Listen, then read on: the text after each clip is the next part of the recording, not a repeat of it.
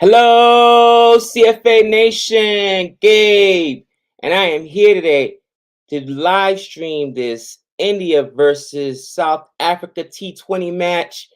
We're in the what is this, the fifth over?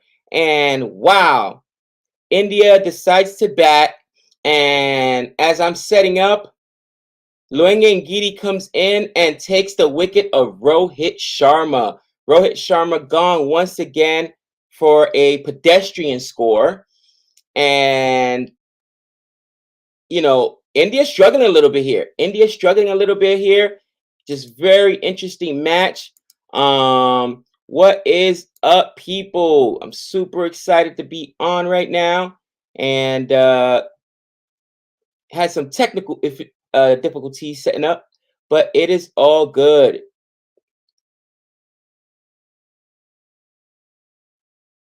All righty, what's up, Dibbly? Absolutely. No audio? You guys don't got any audio with me? What game is this? This is India versus South Africa. India versus South Africa. Can you guys hear me?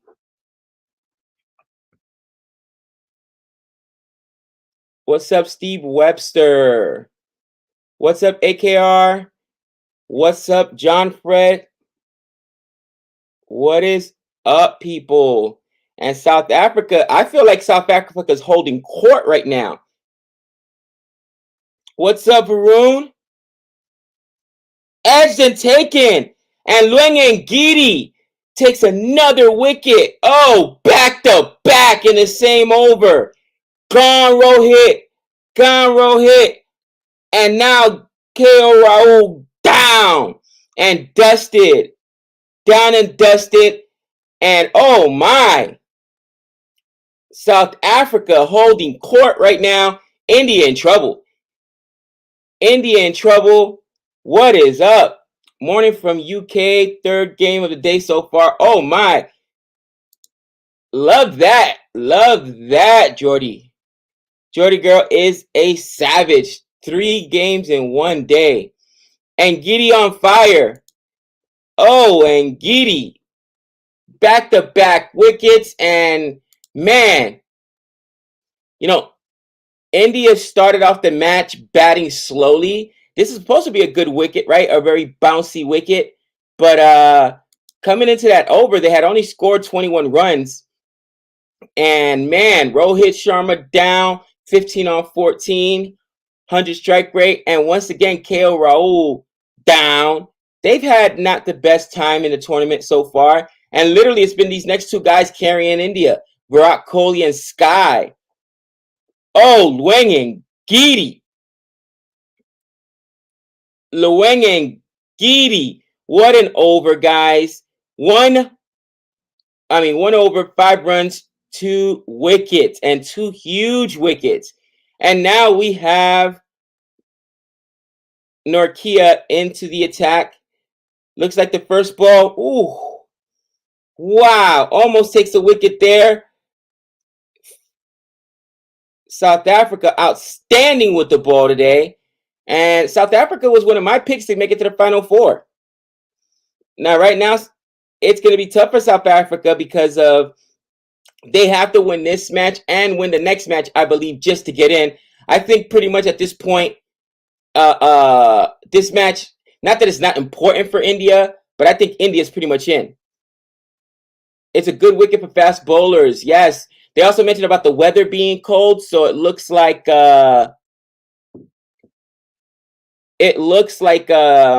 India only took 1 spinner. I guess they're going to be rocking with 4 pacers and it's a fast, bouncy track. I mean, that's what you do in Australia, right? You don't see Australia going with too many with too many spinners, right? Out here, this is what, Perth? Now it's cold this time of year, so that may play a factor. And Sky fights that off. Looks like just a single. Now it's just been singles thus far. But I thought that first ball got through for a boundary, but it didn't look like somebody stopped it on a boundary. So it looks like it was just a single. What's up, Bridget? What is going on? Triple header today. Bangladesh, Zimbabwe. and the Netherlands.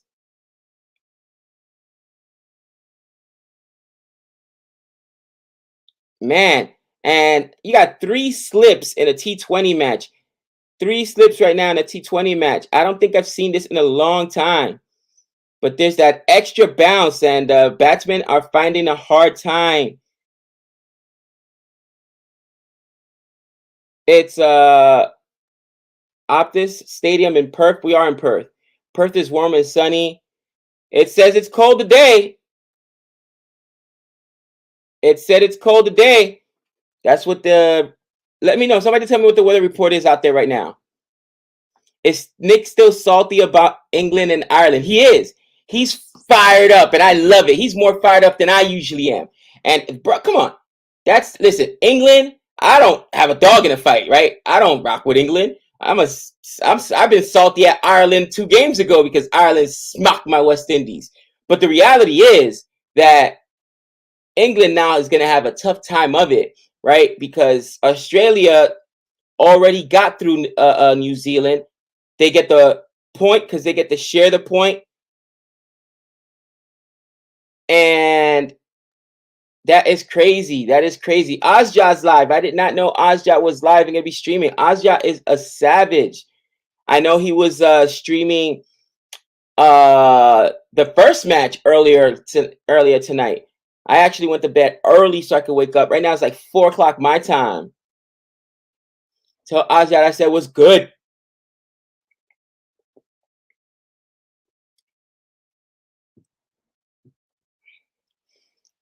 And I think that was his point, Sahil.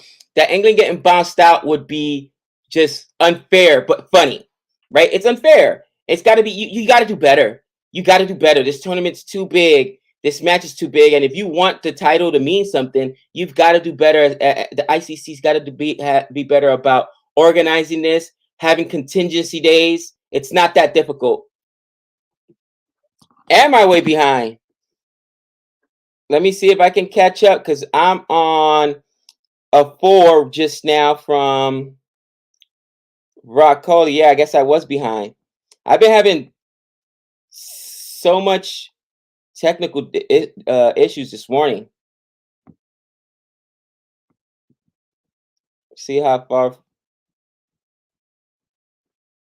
Let's see. Where are you guys at right now?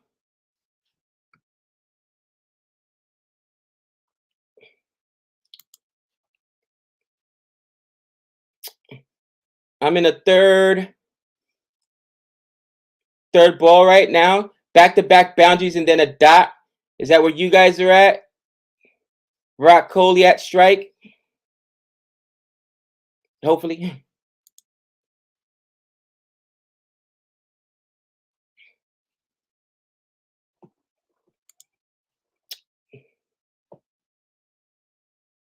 Hopefully we're good.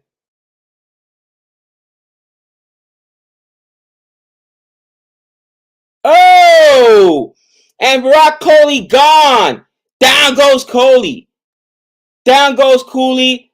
And then Giddy with another wicket. A 3-wicket haul. Oh my gosh. Virat Kohli gone on 12. And India is now in trouble for sure. I mean, Kohli has been unreal the last few matches. What do you get? 82, then 88. The pitch just beat him. I mean, the bounce, I should say, just beat him. Rabada catches him on the boundary, down on fine leg, and down goes Kohli. And man, it's and Giddy with a 3-wicket haul right now. Right now, no matter what happens, they better just defend this next ball against Ngidi.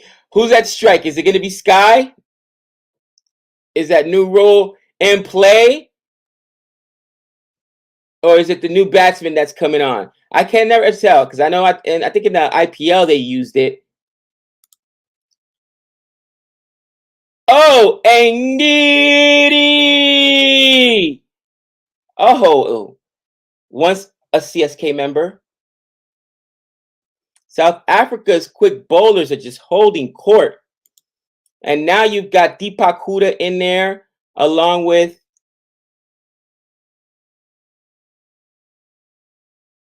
Sky and dot ball. Okay. What an over. Guys, Loengangiri just a monster. He is a monster today. Oh my. The only good news for India is he's only got 2 overs left. He's only got 2 overs left. But you're down 3 wickets in 7 overs. And it doesn't matter that it's 3 wickets. It matters who is gone. We're talking about, I mean, to be fair, Rohit has not done much this tournament. But KO Rahul and Rohit both gone. And Virat Kohli, who's literally carried this team on his back. 82, 62, I believe were his last 2 scores. Man. Now you also got Deepak Huda in there. You know you got Hardik Pandya, the finisher DK. But India's got to play slowly now. This is going to be a very interesting match.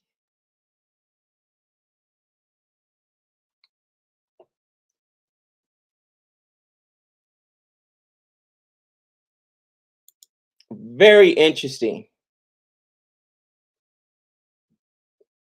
South Africa, man, I agree. Wow. Minimum 170 needed. Minimum 170 needed. Interesting. Why did Ngidi perform like this for CSK? That's a good point. That's a good point. Don't know how they're going to get it without Kohli. If the only way is with Sky, baby.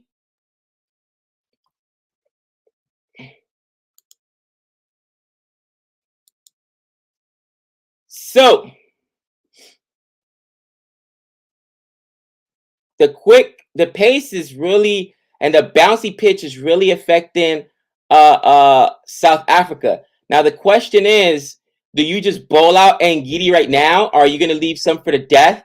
I think I would definitely keep Ngidi out there. Although Norkia, it's not like Norkia's gotten pumped either. He's bowling really well. And down goes Deepak Huda. Down goes Deepak Huda. Oh my. And down goes Deepak Huda. That was a great question. Third ball of the over. Norkia takes the wicket on an edge. Guys, if I'm South Africa, that's exactly what I'm doing. I'm throwing my guys right now. I'm throwing Ngidi and Norkia until I'm out and praying, right? You've got Rabada later as well. 42 for 4. Holy cow. This is unexpected. Absolutely unexpected. But, you know, I told you guys when Nick and I did the, you know, South Africa actually, their last tournament, if I'm not mistaken, held court against India. And correct me if I'm wrong in the comments, guys. Correct me if I'm wrong in the comments. So this was just a continuation of that. This was just a continuation of that. Hardik Pandya in now. Huda got hootied. Oh, super chat there. India are jumping around on this quick Perth pitch. Kohli got bounced out by Stark in practice game at the Gabba 2. How much can India get? Thank you for the super chat, Dr. Jihan. You know what? At this point, if I'm India, I'm trying to get through the match. I'm not even trying to shoot for a score. I'm trying to get to the match. And I'm trying to just get through the 20th over. Whatever score comes, right? You know what I mean? If you figure at this point, if you're at 43, you might get 130, 140. That is probably what you're shooting for. Almost another one there, but Sky able to power it over the wicket keeper. Sky almost edges it back to him. It was more of a scoop shot because it goes directly behind him. Well, it was in a scoop shot, just an edge.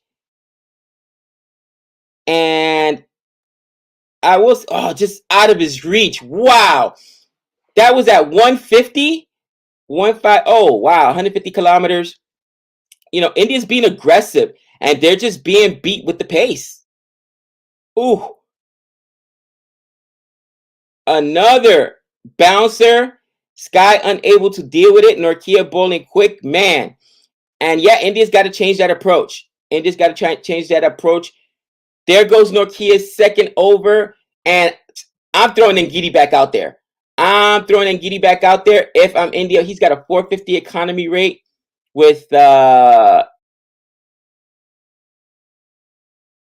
wickets. I'm sorry, a 650 economy rate with 3 wickets. I'm throwing Ngidi out there. Jack, check your email. It should have been there, hopefully. Oh, and it is Ngidi.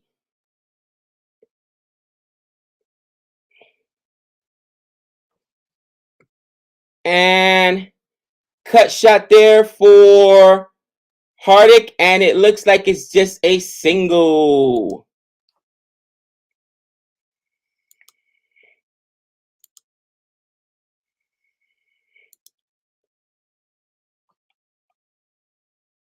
Wow. Guys, let me know. Is this game over? What do you guys think in the chat? Is this game over? I mean, I'm telling you right now, if you are a fan of Team India right now, you've got to be nervous. You've got to be nervous. This is tough. There's no doubt. Another single.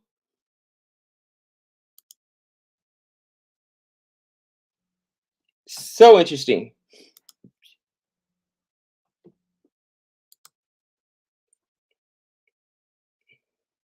So 49 for 4, 49 for 4.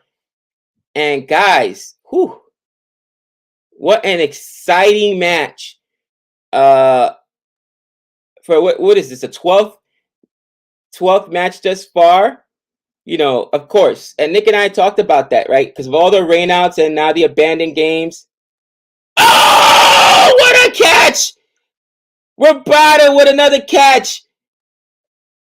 Down goes Hardik. Down goes Hardik. And Ngidi, I'm calling it right now. Ngidi, man of the match. 4-wicket haul. Catches get caught back there on, what is that? It's not third man, five leg. Hardik tries to fight it off. And yeah, it was like more towards fine leg. And man, Rabada with another great catch has to lay out. Not an easy catch, but man, guys, this is wow. I've not seen Ngidi in this kind of form in a long time. 5 for 26, 5 for 26. And at this point, it's just trying to survive. Is there no one else? That's what Sky's saying. Is there no one else? Sky now cannot play aggressively because he is the last of the Mohicans. He is the last of the Mohicans. I mean, the question is India going to get bowled out? If I'm South Africa, I keep throwing Ngidi. I'm bowled. I told you, I bowled Ngidi out, and I'm probably going to go back to Norkia, to be honest with you, because he's got a 450 economy rate, and he looks really good.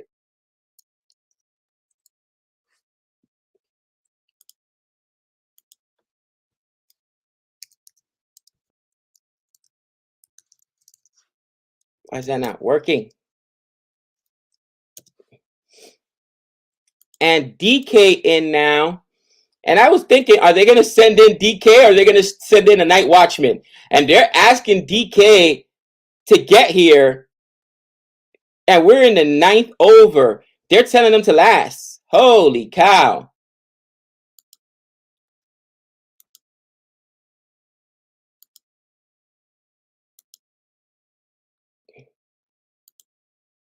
I mean, it was a beautiful catch, guys. No question asked. It was a beautiful catch there. But, man, I just think that Ngidi is right now otherworldly.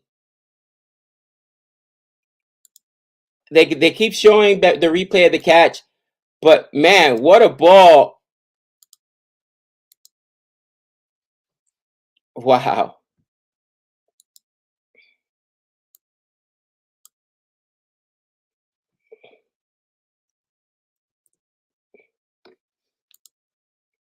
49 for 5.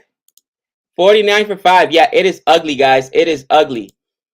And right now, again, South Africa needs this game. South Africa absolutely needs this game. Okay, I don't know what's going on here. This is frustrating me. Why isn't this sending it out? When's the last time that DK, batted 10 overs? I'm just curious. Who could tell me in the chat? Has DK ever faced 10 overs? I mean, because he's known more as a finisher, but 10 overs is a lot to ask of DK, in my opinion.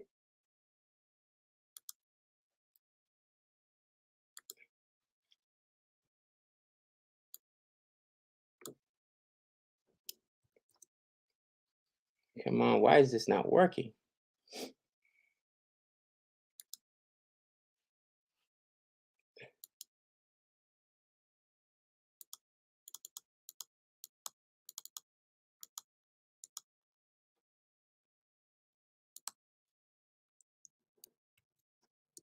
Finally. All right, check it out now, Jack. It should be working now. I don't know why it was acting up like that. And not timed well, but lands safely. Sky fights that off for 2 runs. And again, you're asking DK to go 10 overs, guys. That's insane. That's insane. We're in the 10th over as we speak.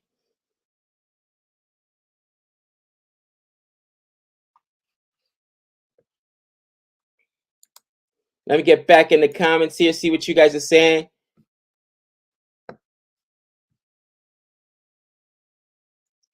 Somebody says, oh, my man Han. What up, Han? What up, Han? That Dibbly Dobbly says, I haven't got it yet, game. So okay, got you. Check it again. Gaurav says, I think even by Australian standards, this bounce is insane. Is it insane, guys, or is this normal? Is this normal bounce? What do you think? What do you think?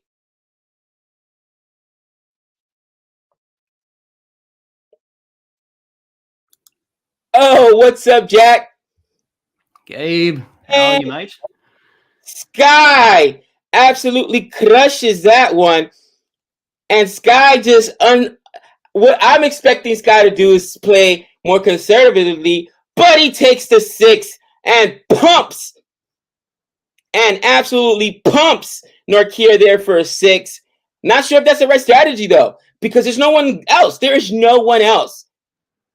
Now, Jack, you are a native Australian. You've seen many matches here at Perth. Is this a normal bounce for Perth? Pretty much, Gabe. Good bounce, good carry, and that's what we're seeing tonight. And South Africa have the paces to do it, and it's been good to see. And unfortunately for India, they haven't quite batted well enough. And that's why they're 5 down for 59. Interesting. What's up? Absolutely. Cricket First 2.0. I will send you a link as well. Man, I'm watching this, though. Where's this Ngidi been? Now, Ngidi, to be fair, has been much better. And I always feel like for whatever reason, I feel like for whatever reason, Ngidi's better at test, right? Because I've seen this guy get pumped before in T20 in the IPL. But, people were telling me back when he was with CSK and he got pumped. He's a young guy, right? Loeng Ngidi is a young guy, but he's got that slower ball as well. And, man, it's just so crazy to me that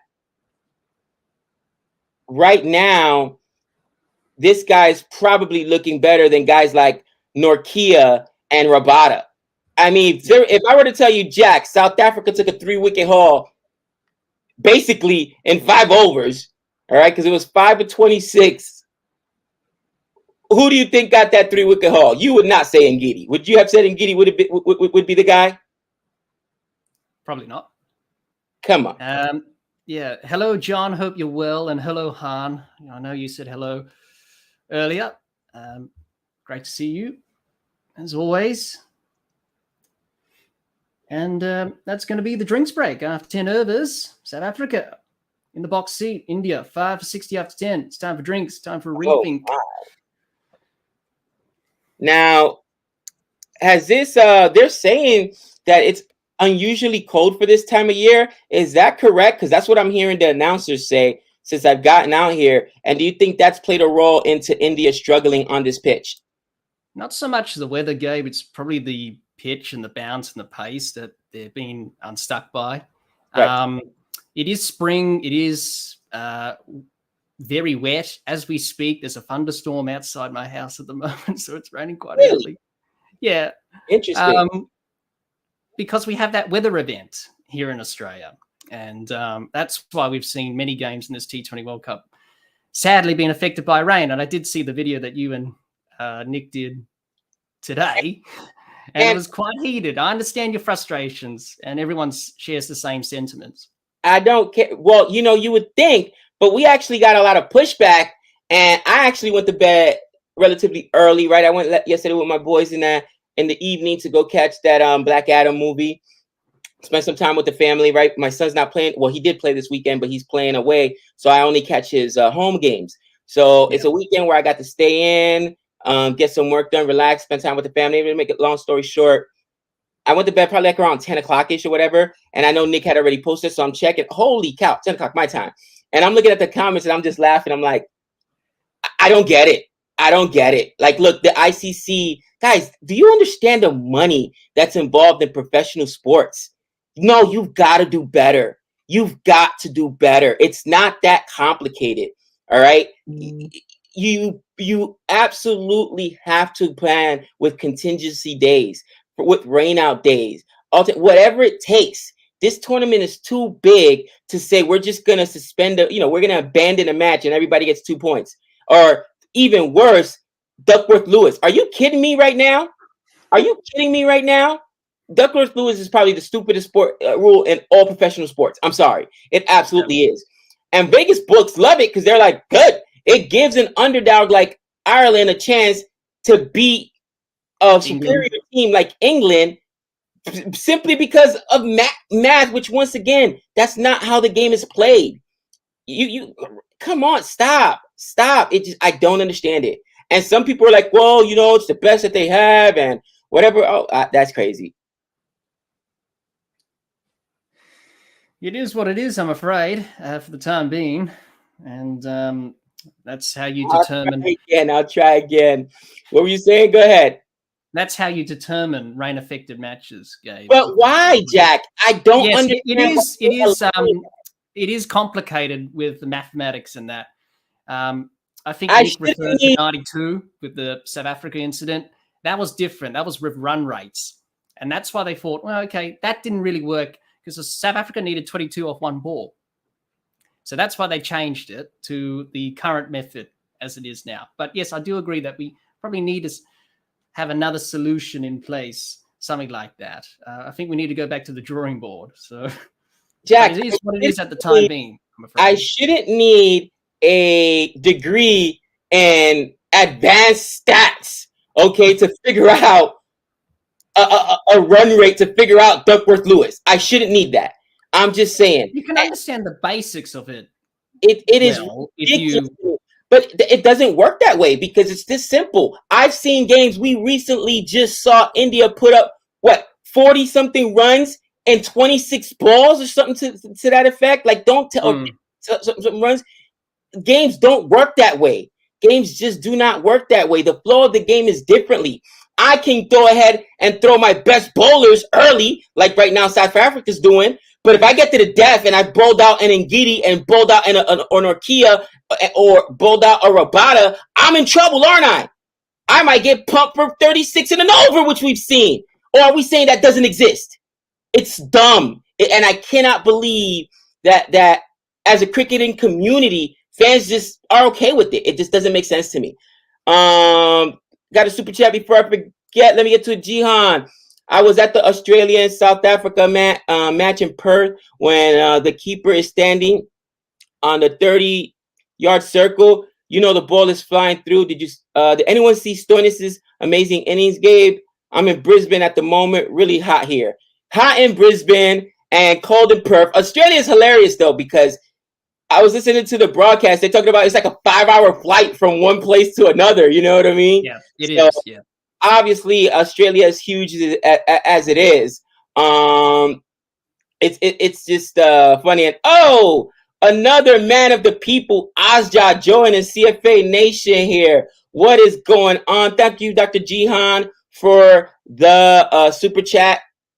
I just heard Jack's perspective. I need to hear yours, Asjad. I don't know if you responded to Nick's comment, because we were fired up, and you know we get fired up. And literally, I got my man Anthony. I'm gonna see if I can share the text. He's laughing like, bro, payday, cousin.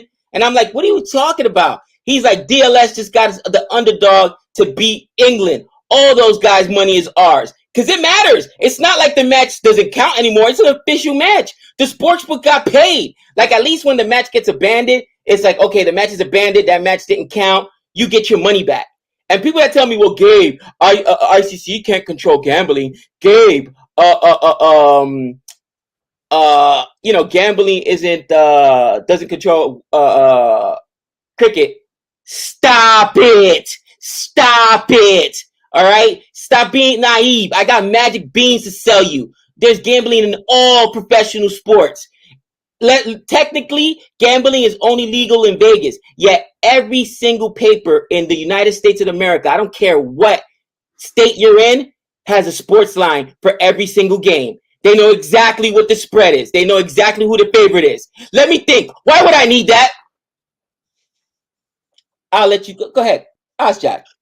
Hello. Thank you. Thank you so much for having me. Thank you for inviting me so well, Gabe. I really appreciate it. Really loved the video. I saw it after I streamed the match this morning. Everyone was telling me about you should watch Nick and Gabe's conversation about the ICC and why the ICC sucks or worse to that effect. Thank you, Renal. Very kind. You know what? Everyone's a legend. You guys are awesome. Thank you so much. And hello, CFA family. So on the DLS point, I got to agree with Jack, Gabe. I'll tell you why. Because what happened in 92 caused such a ripple effect to the way people think about cricket and rain affected matches. They're like, we need a mathematical solution, right? The only way we can come up with something is, okay, we take this, and again, Jack can probably explain this a bit better than I can, but all the variables taken into account, do some maths, and the end result is you need this many runs and this many overs, right? That's the basic gist. Now, what would you suggest? The only other option I've got is if every stadium, or at least one stadium in every country, or one stadium in every city, gets a roof on it, right? I know Melbourne has a roof on one of their stadiums, which is usually forgot the name. It's Marvel Stadium. Marvel Stadium. Thank you. Yeah. Marvel Stadium. Thank you. Right. So that is the one stadium I can think of. Maybe they could do that to stadiums. That's the only other solution where they can get the match to continue. Talking about reserve days, though, right? That's going to elongate the tournament so much, and it's not going to, maybe it'll make money and stuff, but people who bought tickets on a Sunday to go watch a match on a Sunday, and if it's rained off, they will have to try and change all their plans to try and watch it on Monday. If you see what I'm trying to say, and that's kind of detrimental to, I love Gabe's reaction here, right? It's kind of I'm just listening. Continue. Yeah.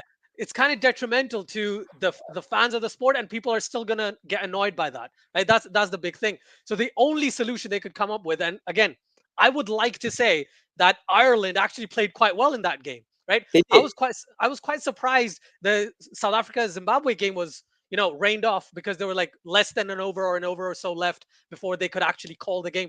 That I don't agree with. I think South Africa played brilliantly. They scored like 40 runs in 2 overs. They should have gotten the game, but that's, they have to kind of cut it somewhere. So in terms of solution, the only solutions I've got is get a roof over the stadium, or you find a way to use DLS and not be annoyed by it. Okay, that's all I'm saying. I hear all your points. Case study for why you're wrong is because there are rain shortened matches here in the United States, and you know what they do? They sit through the rain delay. And guess what? If they can't get the game in that day, then they go to the next game. Because if you're telling me that this tournament's not important, that we can't elongate it by a few days, then don't call it a World Cup. Then it's trash. That's just being real. That's the kind of importance you're giving it as the ICC. I I'm not talking about an average match here. We're talking about matches that are going to matter as far as the T20 World Cup. Then you elongate it. All right. I don't care about any other domestic tournament. I don't care about what else is going on. This is one of your big three championships, right? You got Test Championship, you got the T20 World Cup, and you got the ODI World Cup. It's not that complicated. And as far as fans being annoyed, is it annoying for me to go to a game? Because I've done it at baseball games many times. And I sit there for 3-4 hours and then, oh man, game's been abandoned due to rain. Let me go ahead. Okay, yeah, it is. But guess what? Fans are fanatics. You know what fan stands for? Fanatic. It's short for fanatic. That's grammatically correct, by the way. Yeah. You don't think they're going to show up? You don't think they're going to show up? I have. Guess what? Dude, Going to the game, cousin. I paid for this ticket already. But the point is, Azad, you got to be, if the average fan cannot do the math in their head, and no one can, all right, listen, you need a MIT graduate with an abacus or, a supercomputer to figure out, a Duckworth Lewis, then come on.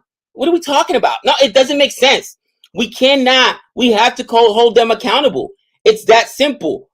It's that simple. You get paid. You make millions upon millions of dollars on these tournaments. Mm-hmm. It's not that hard to plan appropriately or plan alternate sites, right?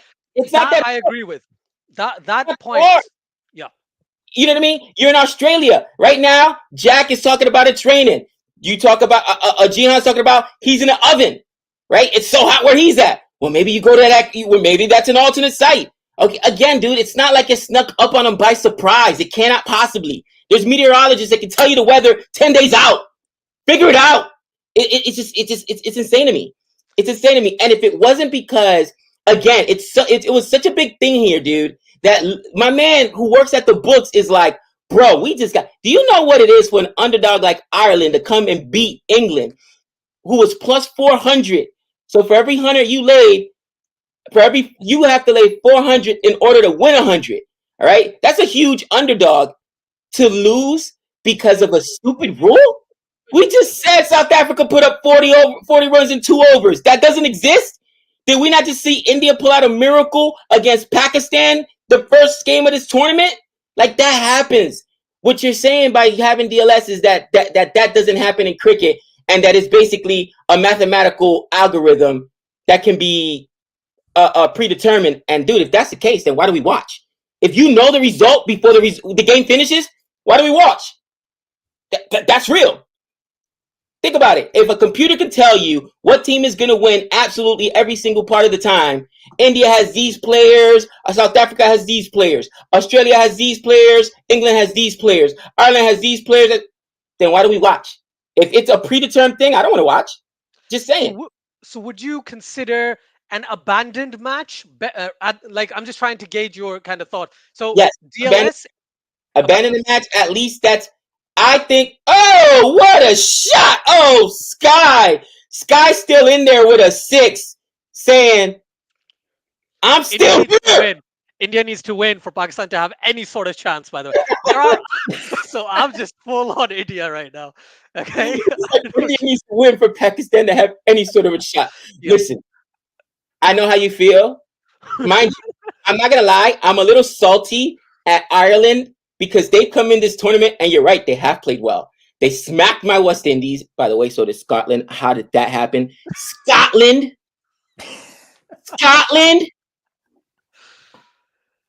But regardless, make them earn it. That just, to me, that felt like one of the cheapest wins.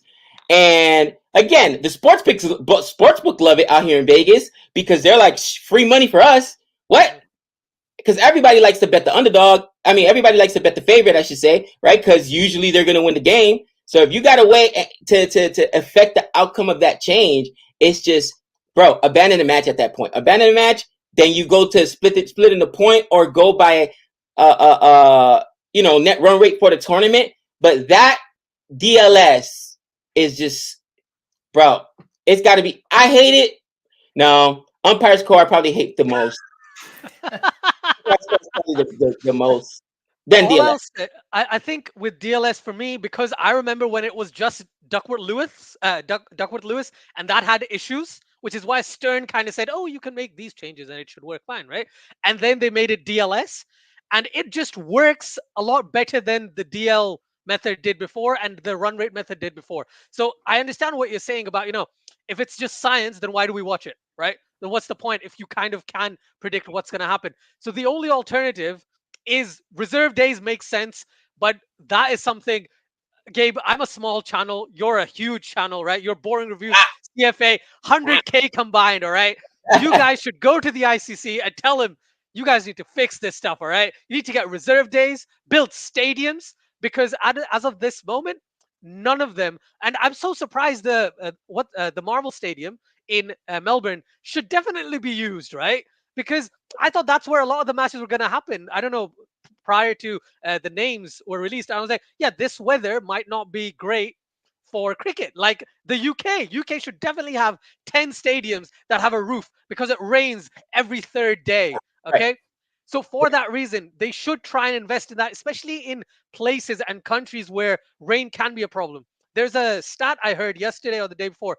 This is the most rain in Melbourne over the course of October, 3 times as much or something like that. Jack, you can probably back me Yes, up on that yeah, one. Yeah, it's a lot. it's a lot more than it usually does rain. Right. So it's just what it is. Like that's something that even meteorologists, they thought MCG 23rd October, Pakistan India wasn't gonna happen. Gabe, meteorologists, and then India beat Pakistan. So Right. I'm kind of salty about that. I would have loved that 1 point personally. I Literally, hear, I hear you. I hear you. But would you not feel better as a Pakistan fan that India went out and deserved it? oh Or yeah, of would course. you not be livid if you were a Pakistan fan and it was given to India because of Duckworth Lewis? Think I would about have. that side of it. Right. Again, Yeah. I'm not an England fan, but if I'm an England fan, I am peeved. I am just, and not just that. Then you got the abandoned match, so I've got to go ahead and face New Zealand, where Australia gets some powder puff. I think they're playing like Ireland and Afghanistan. Indies. No, I know who they're playing. I'm just messing around though. They're playing besmirched West Indies. No, they're playing US or something like that. It's just a given match. All right, come on. If I'm an England fan, I'm pissed. Like, are you guys kidding me right now? This is the best you have. And again, it's not like these guys sit up there and do this out of the goodness of their heart. All right, this isn't charity. Okay, they're not the people that sit on the ICC board. They're not philanthropists. Okay, no, they're employees. They're making money and big money. And the fact that us three can sit here and actually have a debate and a conversation and come up with different ideas and they can't, shame on them. Do your job or don't cash your paycheck. Get out of there. Gosh, you gotta be kidding me. There's a super chat, by the way, from Dr. Jihan. Yeah, super chat from Dr. Jihan. Oh, thank you, Dr. Jihan, for the super chat. But Jack, let me ask you this question. Yep. Being that Australia hosts this tournament, right? Yep. What is the issue with them having alternate sites or alternate dates? Why wouldn't they? Because maybe I'm just not smart enough. Maybe there are not enough pitches in Australia. Maybe there aren't enough days on the year calendar, even though I'm pretty sure we're all on the Gregorian calendar right now. We're not on the Mayan calendar, so we all have the same amount of days in a year. But I could be wrong. Are there the same amount of days in a calendar year as there are in Australia as there are here in the U.S.? If there is, then what's the issue? I'm just curious. Inquiring minds want to know. Well, we do have enough grounds in Australia, but you can't just pick a game up and move it to another venue because logistics, people pay tickets, money, they've planned that game to go to it, obviously. So you can't just do that. It's unfortunate the rain has come. It's this time of year, it's this weather event that has caused all this rain. And people have lost their houses. People have died, lost their lives in the floods in other states in Australia. And it's just terrible. Wow, really? It's that bad? It is that bad. And they've been through it twice in a year. So they had to clean up, rebuild. It's happened again. So I feel for those people, obviously. And we would like cricket on. But for me, I think about those people who are going through a tough time at the moment in Australia. Cricket's just cricket. It's a sport at the end. It's a game. But I can understand people's frustrations. Look, the rains happened. We've been lucky thus far that only a handful of games have been abandoned, and all of them have been in Melbourne. One was in Hobart with South Africa and Zimbabwe. That was dangerous, in my opinion, because players were slipping and sliding. I think Musabandi twisted his ankle. So that's where it gets too dangerous. Imagine if Australia and England, they said, no, we're not going to play in this this weather or these conditions, because we don't want someone to twist an ankle like a Mark Wood or a Pat Cummins doesn't need.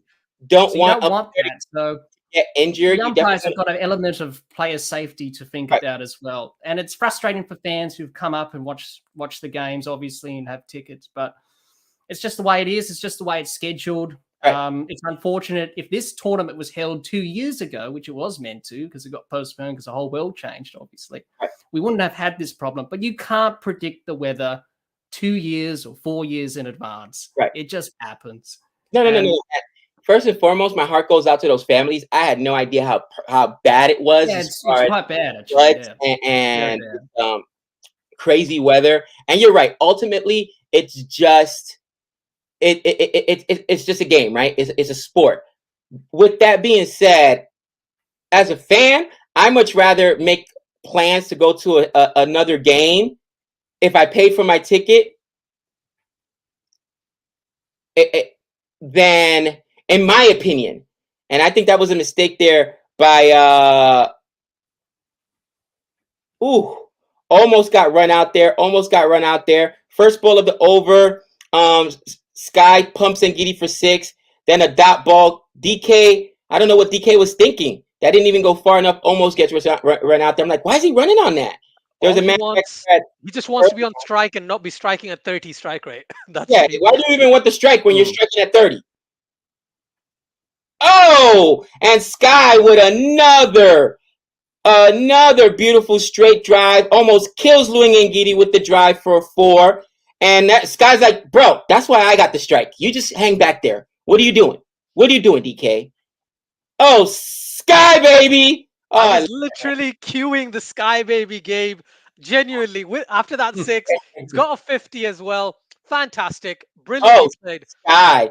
Jihan says, Azad, thoughts regarding Pakistan loss to Zimbabwe. Another choke. Batting looks weak after Rizwan and Babar Azam.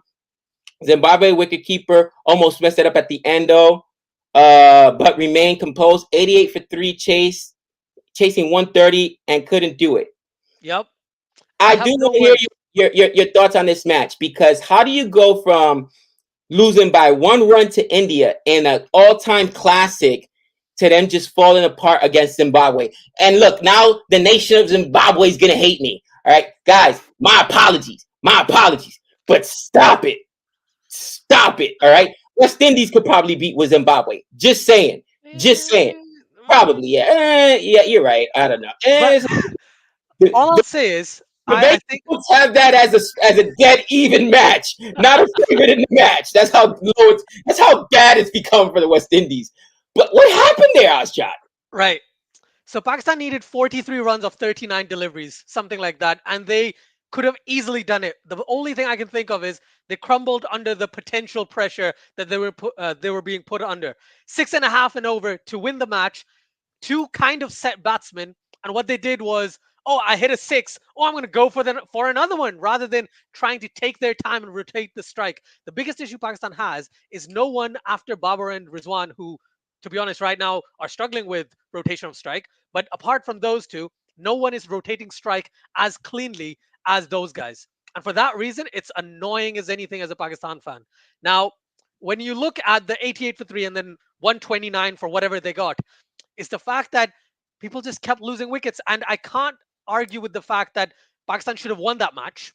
But also, Zimbabwe bowled really well, right? Zimbabwe restricted Pakistan from getting any runs. If you look at the first few overs, Pakistan were like down and out. They were 28 for 2 in the power play or something along those lines. While when Zimbabwe bowled, they were 47 for 1 or 47 for 2, something like that. So they kept going aggressively against even the Pakistani attack. But Pakistan was just too scared of trying to go outside of their comfort zone and trying something different. And They failed. They failed. On top of that, last point I want to mention, and I want your thoughts as well, Jack, because I know you watched the match.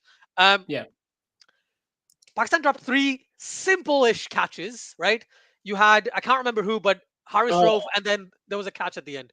So for that reason, it was just like really, really, really annoying. So, it is what it is. But Pakistan just now needs to pray India wins, South Africa loses all their matches, Zimbabwe doesn't beat anyone else. And yeah, then Pakistan ends up at 6 points.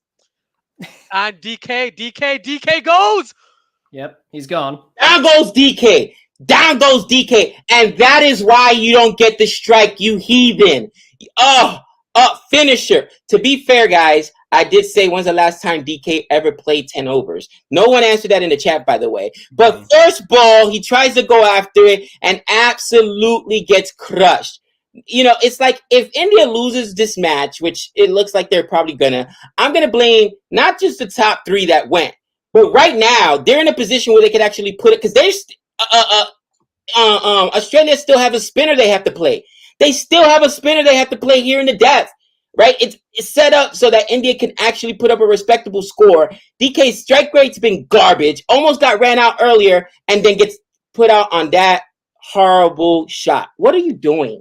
What are you doing? All I want to say before I let all you guys speak, this is match fixing, all right? India decided to I'm kidding. I said out match fixing. That's hilarious. But South Africa's amazing today. South Africa's been killing it. Genuinely. The way Ngidi bowled, I was waiting for Gabe to say Ngidi because he picked up 4 wickets. I did. I had the Ngidi call earlier. I think it was on his third or fourth wicket. Amazing. But I mean, what are you doing, DK? What are you doing? Like, honestly, I get it. People think of him as the finisher. And, the thing with DK, dot ball there for Ashwin. Ashwin can add a little bit. But DK's not been good. Let's just be real, guys. All right? He's not been good. And you've got other guys that can rake in T20 that can also keep, right? From a Sanju Samson to, I mean, I get it, Pant's been out of form, but are you telling me DK hasn't been? You know what I mean? Like you telling me he's been all right. He's been all right because if he's facing 10 or 12 deliveries, he's okay. But if he has to bat long, yeah, he can't do that anymore. I don't think he can do that anymore, unfortunately. And this is where someone else mentioned this morning about India utilizing Sanju Samson. Or if Rishabh Pant comes back into the side, you open with Rishabh Pant, you drop KL Rahul, and see how he goes with Rohit Sharma. Exactly. That is an option.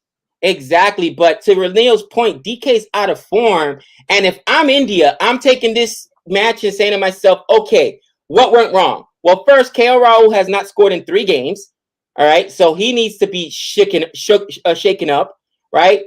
Rohit Sharma has had 1 decent game so far, but he's, like I said, Rohit gets a lot of, what do you call it? Rohit gets a lot of leeway, I would say. Because if the same thing happens, and I've seen it with Kohli gets crushed. Rohit, everybody just loves Rohit, so he very often gets criticized.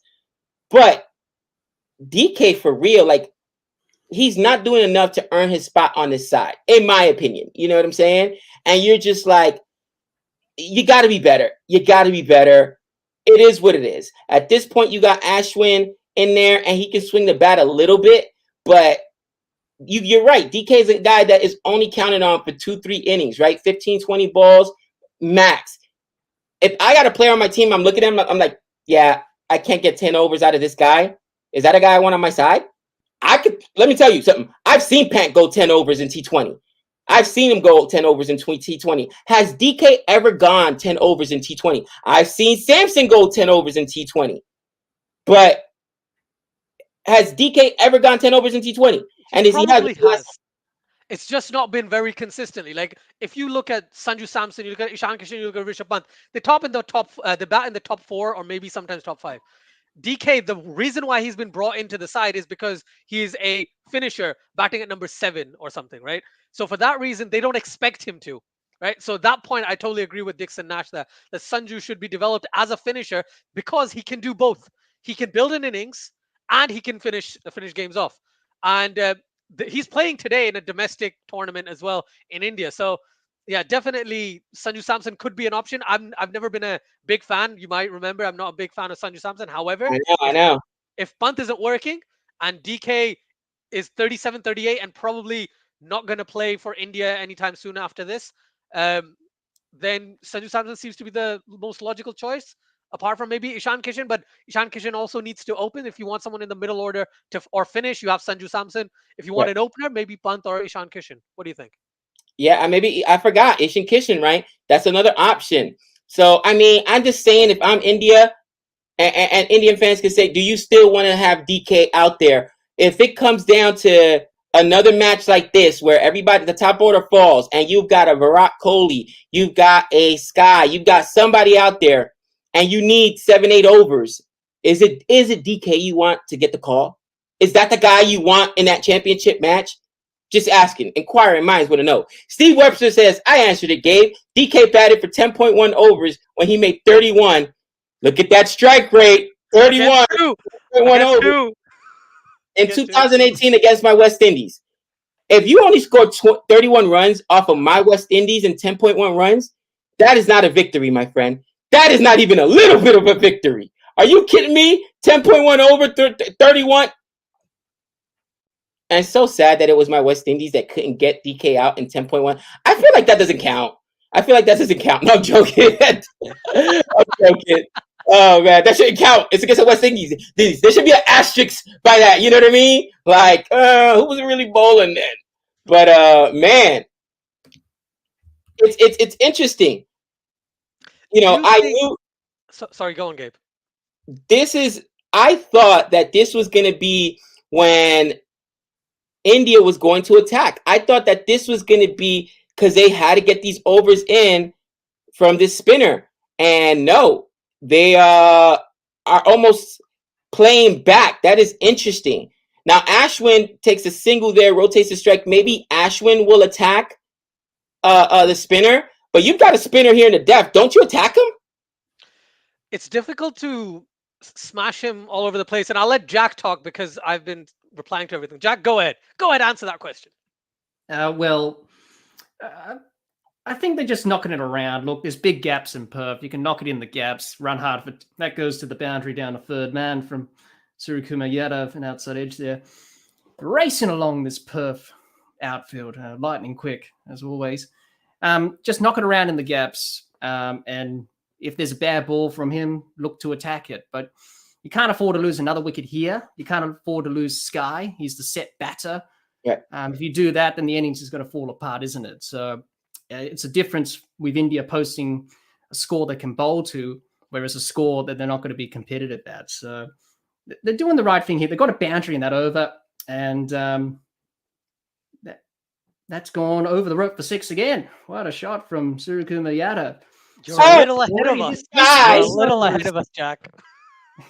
Oh, sorry about that, guys. That's right. Because I was just watching it. Very good shot. That's gone over the rope for 6. And already this over has gone for a big over. So right on cue, they decided to flick a switch and attack him. That was a poor ball. That was down the leg side. And he flicked that over down to... Yeah, I mean, Sky's hands, and that's why I love Sky. It's so easy for him. He's got that quick flick of the wrist, kind of like Kohli, and he can easily pump a ball like that for 6. And sorry, it was a boundary. Sorry, it bounced. Is it a boundary? It bounced. It looked like it was a 6 to me when I saw it.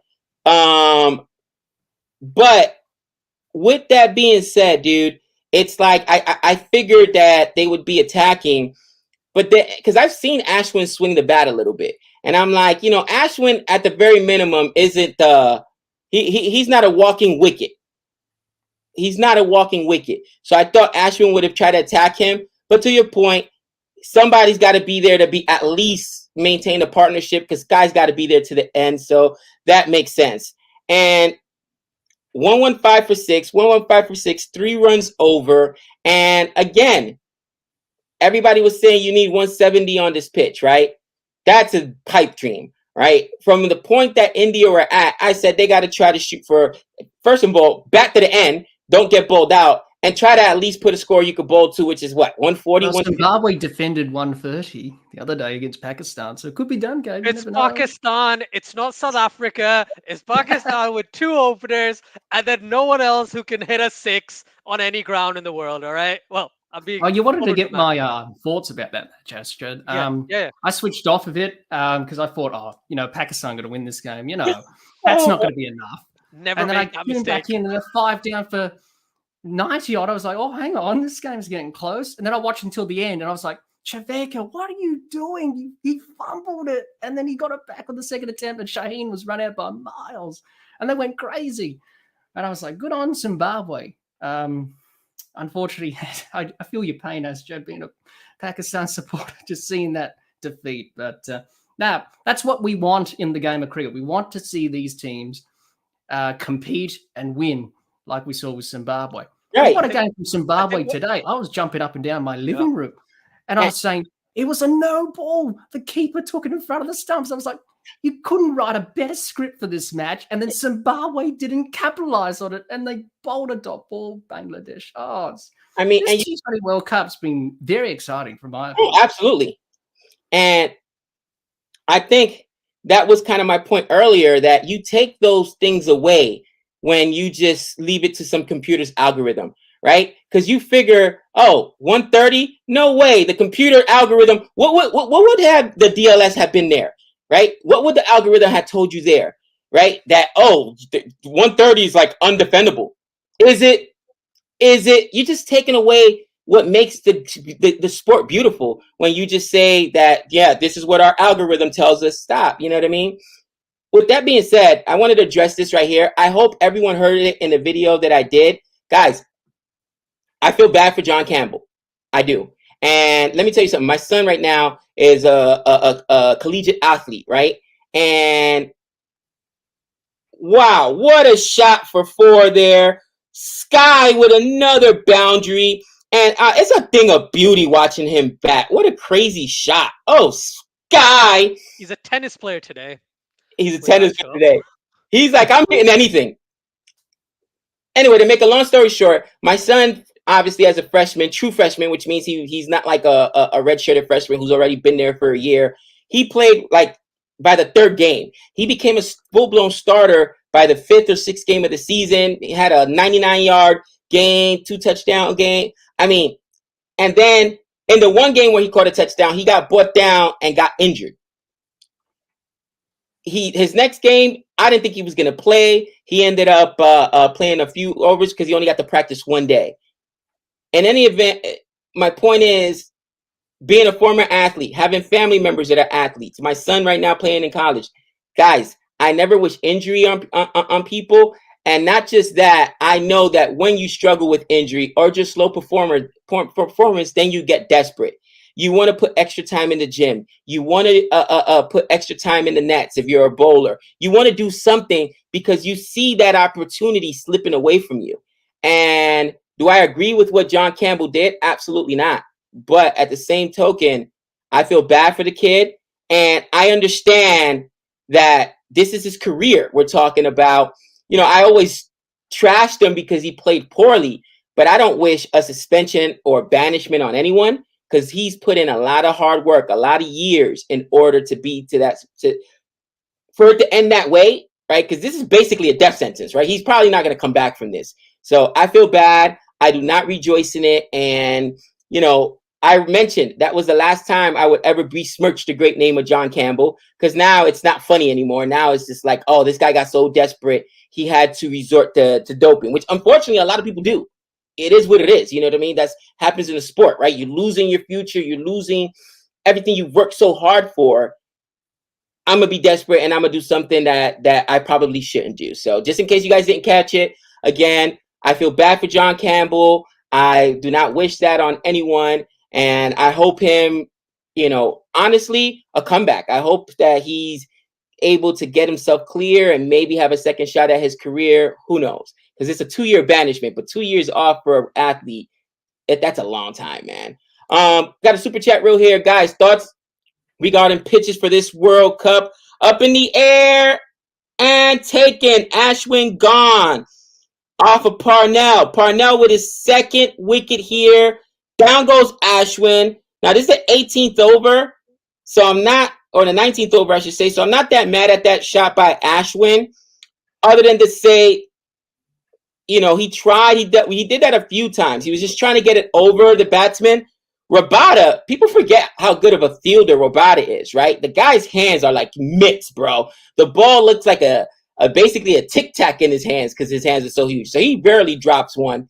But another wicket down for India there. And this guy's got to be thinking, please, God, get me back on strike. Whoever it is, get me on strike. And really, that's the one thing that South Africa's got to do is keep him off a strike, right? They're at 124. 140 is in the cards if Sky can get on strike. But, guys, your thoughts on the pitches for this World Cup? Pace and bounce at Perth and the Gabba, much better balance between bat and ball. 160 has been a good score. Jack, take it away. Alrighty then. Seeing that I'm from Australia, so I know these conditions. It's been good. You want to see a good pitch. You want to see a good contest. And what we've seen here in Perth and Brisbane, what people make the mistake about Australian pitches is that they think all the pitches are like this. They're not. They're all different. The two quickest ones are in Perth and Brisbane. Everywhere else is similar in pace and bounce and that. But you want to see the ball fly through and whiz past the batter's helmet. I think, was it Baz de Leader in the early game with Pakistan got hit in the eye and nearly had a fractured eye socket. That was bad. So thank goodness for helmets. But you want to see that. You want to see fast bowlers getting good carry, good bounce, and good pace. And that's what we're seeing tonight here with South Africa. And obviously, hopefully tomorrow, we'll see that with Australia when they take on Ireland at the Gabba in that must-win game for the defending champions. And it should be good to see how the pitchers play for these remaining matches. But it's been good, and we want to see that around the world. But different conditions around the world, you're not going to get that. But here in Australia, it's good to see the ball flying through and with good pace. Yeah, I think one thing about that is you mentioned something and then you just re-clarified it at the end. It's just that these pitches in Australia are best suited for who? The Australian team, right? If you go further out, is that a drop or that was a good save? It was just out of his reach. Okay. It was just out of his reach. Sky at the strike. It was so close. Yeah. India manages to get Bhuvi off strike, not to cut you guys off, and Sky retains the strike there, running for two. I mean, just over Buvuma's reach. It was a hard ball. Now he's running back and looking, and that's one thing that it slows you down just a tad bit, right? But I don't blame him at all. And Sky gets this one, but doesn't get all of it, and he is gone. He is gone on the very next ball. Parnell gets Sky breathing deep, and 68. Sky was being aggressive there. I would have preferred to see Sky get to the end, but again, 68 runs. He's done his job. There's 8 balls left. Striking at 170 as well. Goodness me, right? He just missed it. He just missed it. And now you're figuring who's coming to strike. These guys are just take your shots. Take your shots. Maybe you get lucky with a 6, but 68 runs for Sky. I saw this earlier from Webster, I think 51, 50, 50, 52, 8, 61, 50, and now 69, and now 68 today for Sky. His last 8 innings. Oh my, Sky. I love me some Sky. Big says, so Gabe, DLS par score is given to both teams in rain-affected games, and you have to have a certain score with a certain wicket count in hand. I get it, Biggs, but again, if the average fan, and I think that's another thing that Nick and I forgot to cover in our argument. Fans don't like rules they don't understand. Because if I can't understand the rule, if you can't explain it to a 5th grader, because let's be real, average adult, have you ever seen the show? Are you smarter than a 5th grader? Yeah. Just saying. I got parents that struggle helping kids with their homework. And I teach 4th grade, you know what I mean? But if you can't explain it readily, easily, if I can't do the math myself in my head, then it's a rule that again, it leaves too much too much shade of gray. Does that make sense? It leaves too much to interpretation, too much to a certain algorithm, and just by nature, when it comes to sports, let's be real. Fans are always thinking that their teams are getting screwed. They're always thinking something nefarious is going on, and you just contributed to that. You know what I mean? 127 right now. I would say India's got to try to shoot for 140. And almost another wicket taken, edged, but they get did they get take 2 on that or 1? Yeah, two on that. So it's one the last over, right? Get as many runs as they possibly can. So 129, 129. I mean, listen, they've got 5 balls left. They probably need 11 runs off of that 5 balls. So they probably need at least a 6 at some point here. They're not going to do it running 2s over the next 5 balls. I don't see that happening. So let's see what happens here. And there's a dot ball. Nortje is too fast for any of these batters to try and hit him straight down the ground. The best shot they could get is play behind the wicket, right? Because it's 54 meters or 54 yards. It's not as long, obviously. So they could try and utilize his pace in that way. But yeah, if India get to 140, and then I pray really, really hard, I think India might win, right? Otherwise, it might be quite difficult.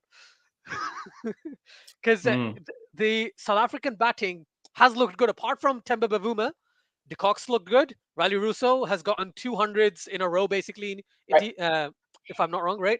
Now, then you've got Aiden Markram, you've got Tristan Stubbs, you've got David freaking Miller, right? That top 6 is dangerous as anything. So India will need to bowl out of their skins to be able to get some sort of control over this South African batting lineup. But if they've got Shami and Bhuvneshwar Kumar, and if they can get to 140, which seems highly unlikely right now because Shami is run out. 130 for 9. He literally hit it into his pads and then just went for the single. And Nortje is like, I'm going to underarm it and hit the stumps easily. He was out by like yards and yards. And I'm assuming that's what you expect when you're batting with the tail. That's what you expect run outs like this. An easy run out there. Obviously, Bhuvi, I guess he's the better of the two at the back. I guess that's the only explanation because you said it hit off his pads, man. It was right in front of him, so he knew it was going to be close. I guess they were just trying to rotate the strike. Maybe that's what it is there. But thank you, Biggs, for the super chat. And again, I get it, but there's just got to be a better way. Renil says, Gabe, correction, Campbell did not get caught doping. I thought it was in a PED, right? Situation. Or am I incorrect there? Let me know in the chat. Oh!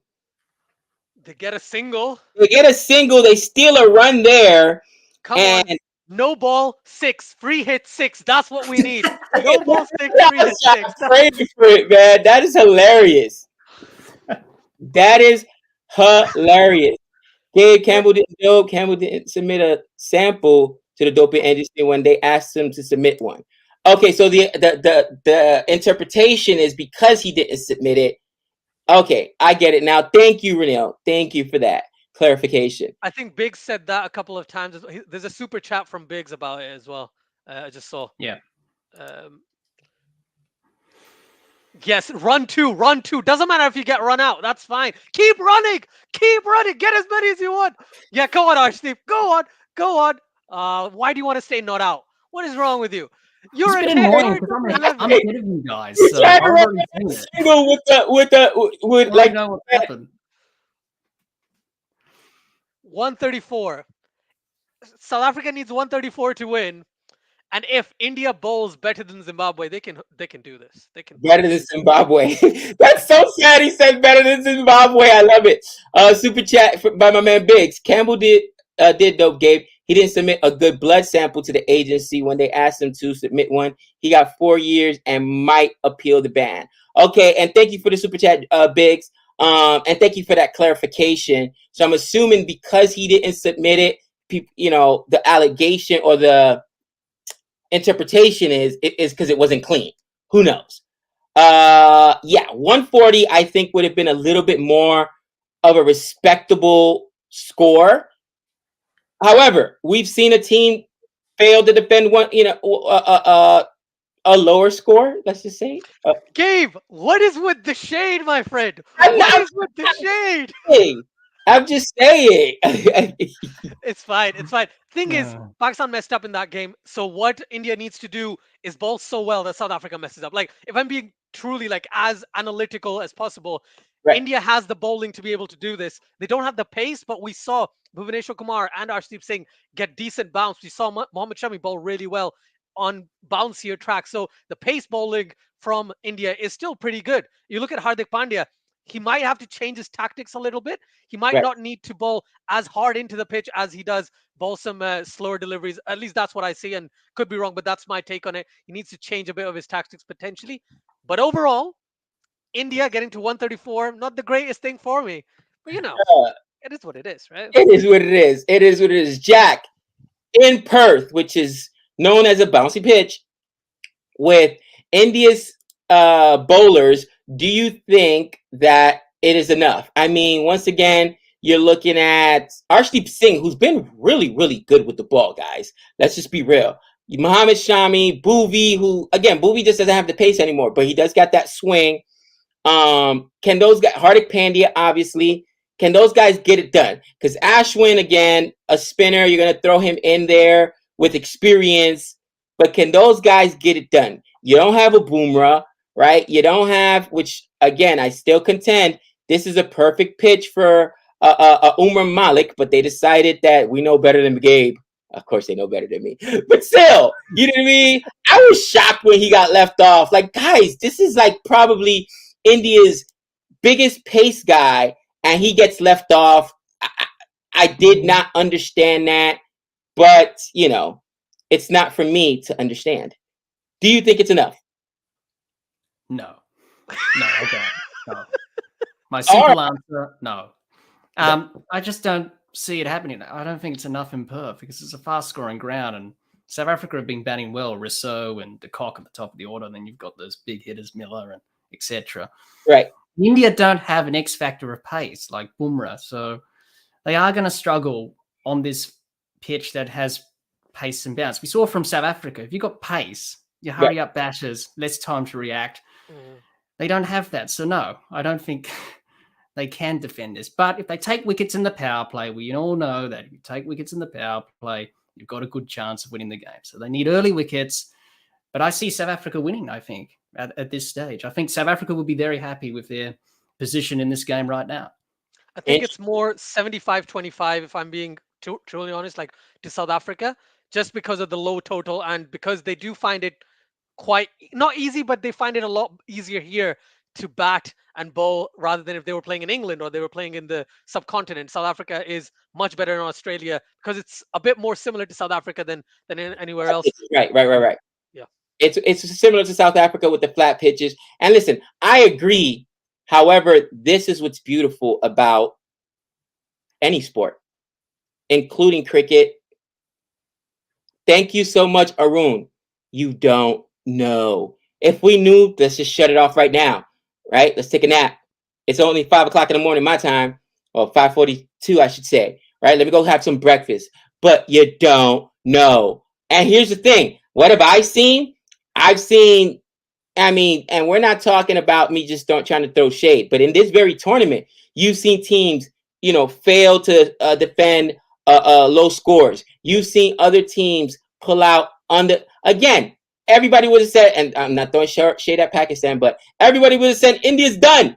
No way they beat. They did it. They put it up, and that's why you cannot predict the outcome. I'll tell you a story. You guys aren't really versed in American sports, but you guys got to know what football is because, especially in England, the NFL is making a hard push. They're putting first it started with 1 or 2 games. They're sending 4 or 5 games out there a year because they want to tap into that the United Kingdom ultimately, right? They want to get international with football because it's America's biggest sport. And to my understanding, Azad, you could tell me if this is true. The games are sold out. There's always a lot of people there at the games whenever the NFL goes over there. So American football in the UK is huge. Okay, so people stay up all night to watch the Super Bowl. Yeah. Dude, I'm glad you mentioned the Super Bowl. I live in Vegas, no secret, and since I live in Vegas, I tend to bet from time to time. From time to time. Hey, it's legal here. Don't judge me. Don't judge me. With that being said, Jack, I was celebrating my win as I had a nickel for the uninitiated gambler. That's 500. I had a nickel on Atlanta Falcons beating Tom Brady and, at the time, the New England Patriots, who I absolutely hate. Let me try to put this to you in cricket terms. It was the death. And you needed probably 70 runs, 80 runs to win this match. That's how improbable this thing was. A 3-touchdown lead. It was a 3-touchdown lead and a field goal. It was a 24-point lead. It was either 21 or 24 points. I'm actually going to look it up online in a minute, just to let you know. In the fourth quarter, which is basically the death, the end of the game with 8 minutes to go, somehow the New England Patriots came back to tie that game and win it. I literally had an aneurysm. I almost died. My wife was like, calm down. I was so livid. I was absolutely sure it was the clearest case of match fixing of all time, but there were no bad calls in the game. It was just something impossible. Every pass Tom Brady made there were no controversial calls. It was just a thing of beauty. That's what's amazing about sports. Those moments happen, and you're just sitting there like, what am I watching? That was the biggest bad beat I've ever taken on a sports bet. Again, it was just insane. I got to go ahead and double check what the score was. I remember it clearly. It was in the fourth quarter. They had like 8 minutes to go and somehow lost that game. That happens. Has there been a match in cricket that you've seen where something that was impossible absolutely happened? And I'll turn over the floor to you, gentlemen. Go ahead. Last Sunday, India beat Pakistan. Yeah. That's not even that. I mean, yeah, it was a huge total, but something where you're just like, what am I watching? They needed 48 of 17 or 18 balls, right? Then they needed 28 of 8. And then the guy who is your best death bowler with an economy of like 6 and a bit, who picks up wickets at the death all the time, gets it for 2 sixes in a row. All right. It was just madness. There have been many moments. There have been moments, but the most recent one I can think of is that particular match. And as soon as you started talking, I was like, I want to mention India Pakistan. I want to mention India Pakistan. But there have been many. There have been many. Any examples you've got, Jack? I can't really think of any because there's so many in cricket. I think the South Africa chasing 434 in ODIs. That's my favorite match. Yes, that of game. All time. Yes. I was about to say, yeah. Yeah. You know about this, Gabe, where South Africa chased 434. Yes. Australia. Yes, that's one of them. And guys, I just wanted to make sure I was not incorrect. But yeah, they covered, first and foremost, they were down 28-3. I repeat, 28-3 entering the third quarter. So they got through the whole first half and they were gone halfway through the match. That's been like going through 10 overs, and they were down 28-3 entering the third quarter. Then they covered 19 points in the fourth quarter within 8 minutes. 19 points to get the thing to overtime. It was probably the most remarkable thing I've ever seen. That's just that doesn't happen. That just doesn't happen, guys. That's what's beautiful about sports. And that's why no computer could ever tell us, no rule, no algorithm could ever tell us, yeah, this game is absolutely decided. Nothing's ever decided. That's our problem with DLS. You rob us of that opportunity to see that when you're just saying, yeah, this game is decided. Come on. Nothing's ever decided. I think I have to go in a couple of minutes, so I just want to bring this back around about what you mentioned about sports and the atmosphere and how sports shouldn't be decided mathematically. When there is no other choice, I think that's why that exists. But there are other options that we've discussed already. Let's hope the ICC gets this video to anyone who's watching. If you have any connection to We're the not. ICC, Hey, listen, Elon Musk now runs Twitter, so we can pretty much say what we want. We can pretty much say what we want. Everybody blast the ICC. I don't think I'm gonna test the boundaries because I did get banned on Twitter once before, so I'm gonna test my boundaries. Okay, not gonna use it with the main boring reviews or Cricket for America's account or whatever, but I might create an account. Gave the Night Watchman just so I could express my personal opinions, and I might come at the ICC. Who knows? What are they gonna do? You know what I mean? Like, again, Elon Musk runs Twitter, and he let Trump back on. So if that's the case, he says way worse things than I'm going to say. So let's see what happens. Last match I want to mention about death overs. Carlos Brathwaite, remember the name, four Remember sixes the in the last over to win it for your beloved West Indies back in 2016. Thank you so much, Gabe. Thank you, Jack. Thank you, CFA, for coming. joining. Thank you That's for joining. Guys, the man, the myth, the legend, Ajda. Remember to check him out on Cricket for Us 2.0. 2.0. Great content. Man, CFA has to keep up with his channel so that we can keep up with what's going on, because honestly, it's been a rough streaming year for us, as busy as we've been. Woo! That almost looked like a wicket. Right. That almost looked like a wicket, but it was not. Thank you, Ajad. So, Jack, again, India not having the pace is going to hurt them. Wow, that did look like a wicket. Did it just miss? Because it looked like the ball turned. Just missed the bat. Just missed the outside edge of Bavooma's bat. Ooh. Now, Bavooma, another dot ball there. Bavooma, right? Been struggling a little bit. And Quentin de Kock, all class. I mean, all class. I think he's one of the best wicket keepers in the world, to be honest with you. And, man, do you think, listen, they've got to really I don't mind keeping a Bavooma on strike right now, but for India to have any kind of a shot, and Bavooma goes for it, puts it in the air, and wow, it falls absolutely short. Interesting. Bavooma, they take 2 runs on it, goes after it right there. First over 3 runs.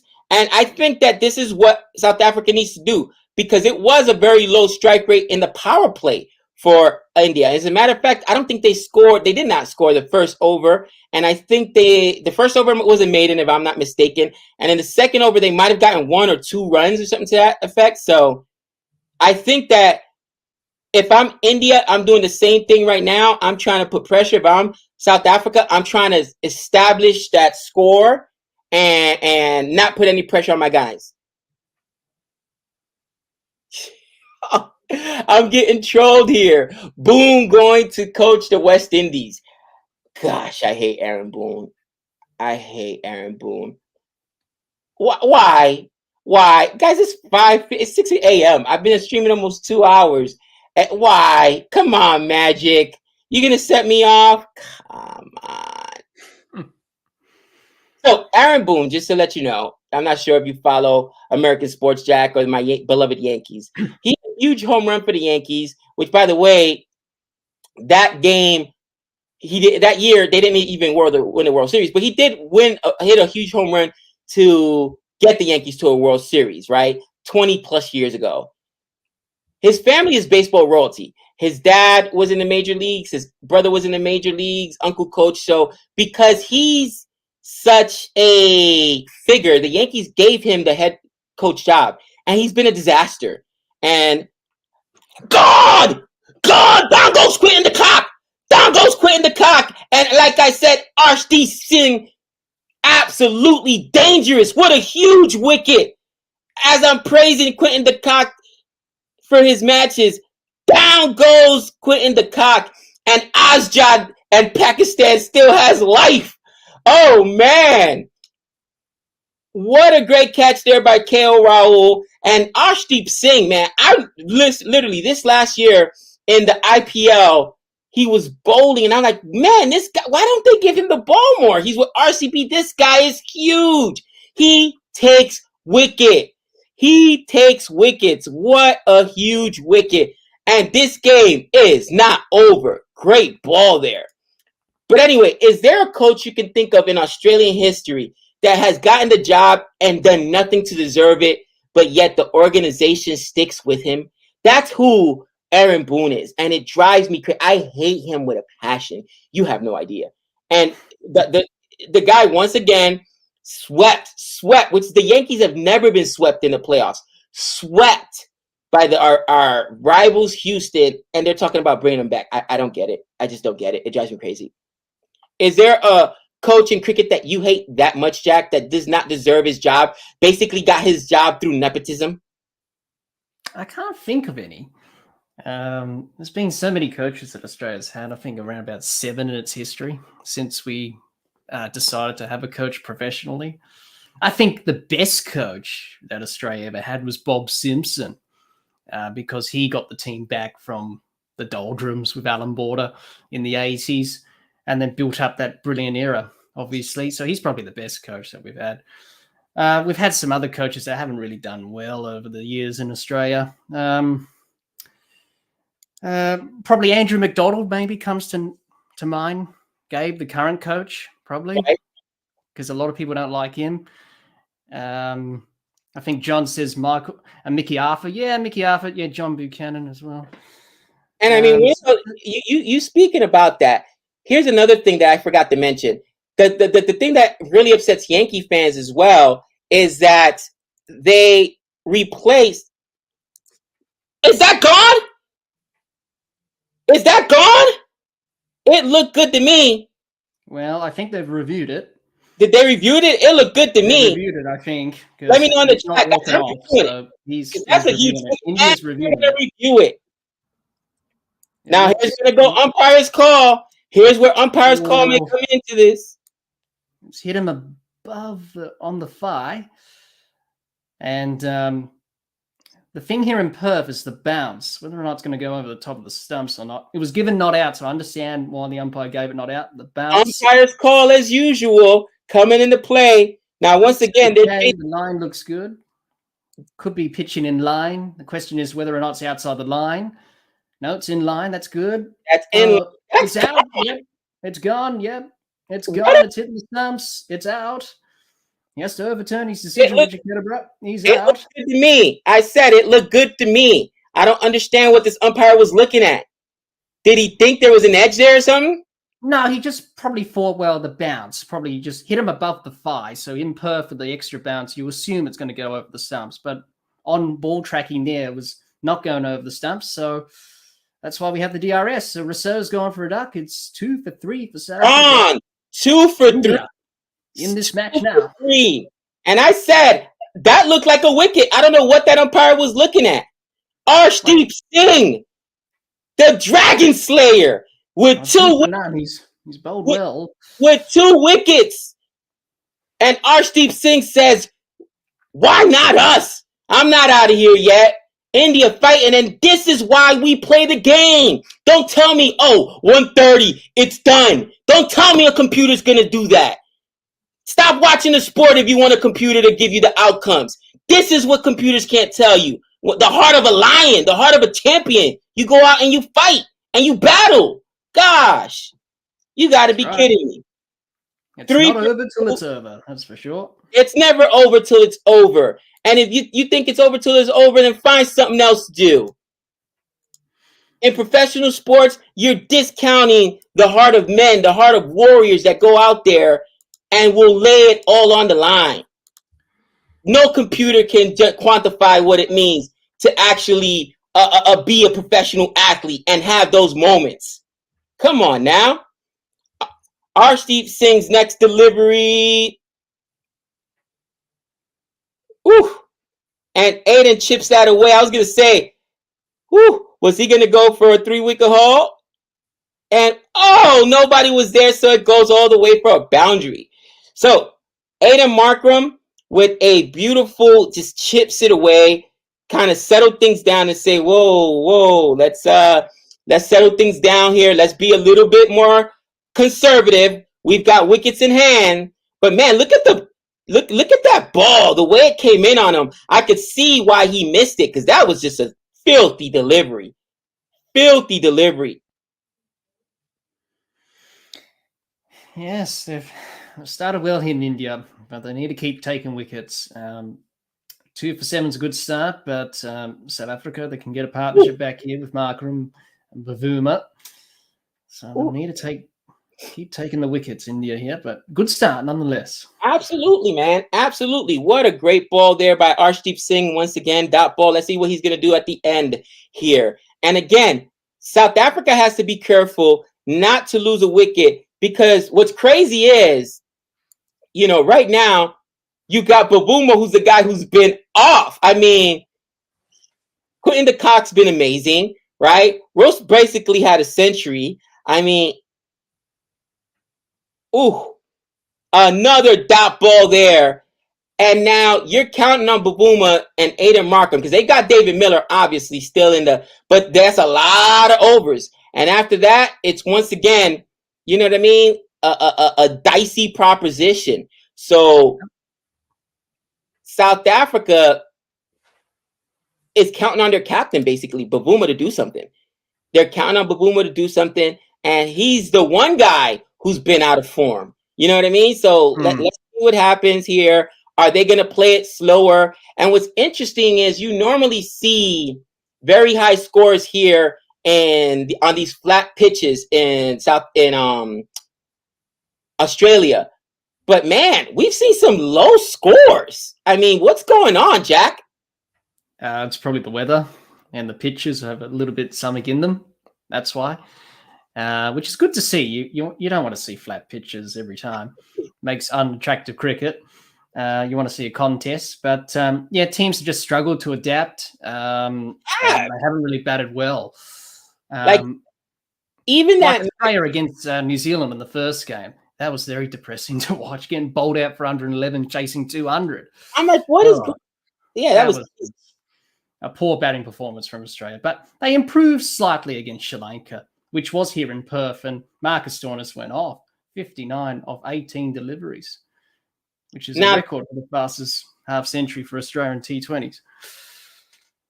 Now, Jack, let me ask you a question. If these pitches can do this, why doesn't Australia, or is it just because of the weather so awkward this year that's why these pitches are doing this? Because normally, again, we expect very high scores in Australia because the pitches are normally flat. And I think, to your point, this makes for better cricket, right? When scores are lower and it's even for both bat and ball. Well, we have seen scores of 200 plus, New Zealand in the first game against Australia and obviously South Africa against Bangladesh the other day. Both of those games were played in Sydney. So, yeah, it's been a bit of a mixed bag in terms of totals and that in this T20 World Cup, but it makes it interesting. It does. This game is surely going to be a very good game. And I mean, we wouldn't have said that in the first innings, right? When somehow India lost 5 wickets and 26 runs, you know what I mean? But that's what's great about the sport. And this is why I absolutely love cricket. Dr. Jihan says, Mickey Arthur was a South African who came to coach Australia, and he kept setting the players' homework and dropping them if they didn't get it in time, or sending the players' homework and not dropping it, they don't get it in time, which I get it. Dot ball there. And you know what's funny? Kind of like JL, right? JL takes over a struggling team after one of the biggest controversies in the history of Australian cricket. Finally gets the team turned around, right? The team just wins a World Cup and then he gets sacked. It's like, yeah. And that's kind of like what happened with Joe Girardi. He won a World Series with the Yankees. He kept taking the Yankees to the ALCS, which is the championship series right before the World Series. And he gets sacked. And then they bring in this replacement, Aaron Boone, who's terrible. who's terrible. And you're like, are you serious right now? So, you know, to me, as much as I even got into it with JL, and I not got into it, but besmirched his name. Personally, I hated the fact that he left Uzi off of the side because, you know, him and Uzi's personalities didn't clash. No one could tell me that they thought that that was the right decision. Let's be honest. You know, Uzi was a way better batsman and should have made his way into the lineup every single time. With that being said, JL still won games. He righted the ship during a dark time, and then you wait to sack him until the team is successful. I'm too stupid a person. That's what it is. I don't understand what it either, because obviously the powers that be are so much smarter than us mere mortals that say, no, let's wait till we start winning before we sack people. Am I taking crazy pills, Jack? I mean, did that make any sense to you? Well, they could have told him before the T20 World Cup that your contract's going to be finished after this T20 World Cup in Ashes, which it was in the end. But the way they handled it was very poor from Cricket Australia. They should have handled it a lot better.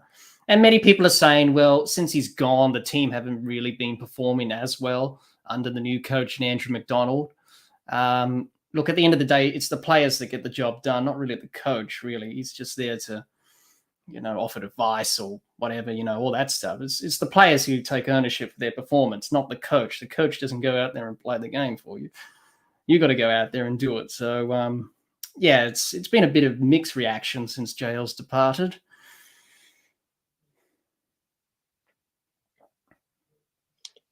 This is so funny, and I need to. I gotta ask. Maybe you can help me out with this one. First and foremost, John Weir, I get it. And that was, coaches should not be selectors, especially at home regarding JL. I agree. Coaches should not be selectors. You know, that's one of the things that drive me crazy. And we talked about that before, right? Selections, coaches should not be involved with selections. It drives me crazy. It is what it is, right? Yes. It is what it is. It's the way it's done. And that kind of drives me crazy. I don't understand this. Maybe you can explain it to me, Nima, in the count. Oh, and cut shot, finds himself a hole and a boundary. Could have been a wicket there for Arshdeep Singh, but eludes the three fielders in the area. Second boundary there for, and I mean, he kind of edged it. And it looks like they had just moved third man. That was, oh man. Anyway, South Africa is like a distant cousin of Pakistan when it comes to ICC tournaments, elbow cough, elbow cough. Nima, are you trying to say that they're chokers? First and foremost, man, that was a Pakistan drive-by right there. It wasn't me, all right? Although that was kind of funny. Second of all, is South Africa known for choking? I mean, in the time I've seen South Africa play, I don't see that they're choking. I put them in my final four. Jack, you tell me, are they known for choking? Yes. Yep. He said tournaments. Yep. Yes. You have to go back to 1999, Gabe. 1999 World Cup semi-final between Australia and South Africa. They stuffed that one up badly. Wow. It was horrible. They had that game in the bag, and then Lance Klusner got run out. And then they lost. And then Australia went. The match was a tie in the end, but Australia went through because they had the higher net run rate than South Africa. And they went through to the final, and South Africa didn't. And yeah, so they're known for that choking tag. Interesting. Years, South Africa. Interesting. And you know what? I want to finish off this over. There's 2 balls left. But when I came in, this is about the same time I came in. It was like the 3rd or 4th over. I had some technical difficulties when I first started streaming. And I looked at the score, and I'm like, what is going on? This score is so low. Jack, the game still got to go through. Pakistan struggled. India struggled. Now South Africa struggling to bat on this pitch. Is this just a bad pitch? No, I don't think it's a bad pitch. 13 runs in 4 overs is not bad. It's not.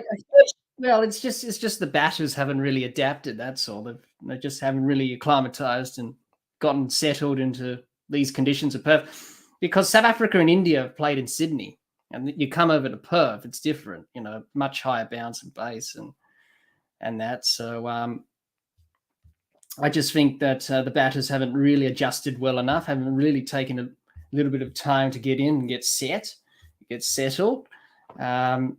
So it's not a bad pitch, you know. There's a bit of swing there, there's a bit of bounce, there's a bit of pace. It's a pretty good wicket. So it's just that the batters haven't really adapted themselves accordingly to the conditions. You guys know me. I'll take a T20 game where it's give me all 10 wickets. I want to see teams get balled out. You know what I mean? I love to see the battle. I don't want to see a 200 score. I don't want to see a 170, 190 score where bowlers are absolutely getting pumped. You know what I mean? Like I think this makes for better and a more entertaining match. But again, to see both India, Pakistan, and now South Africa struggle, it's pretty interesting. And there goes another.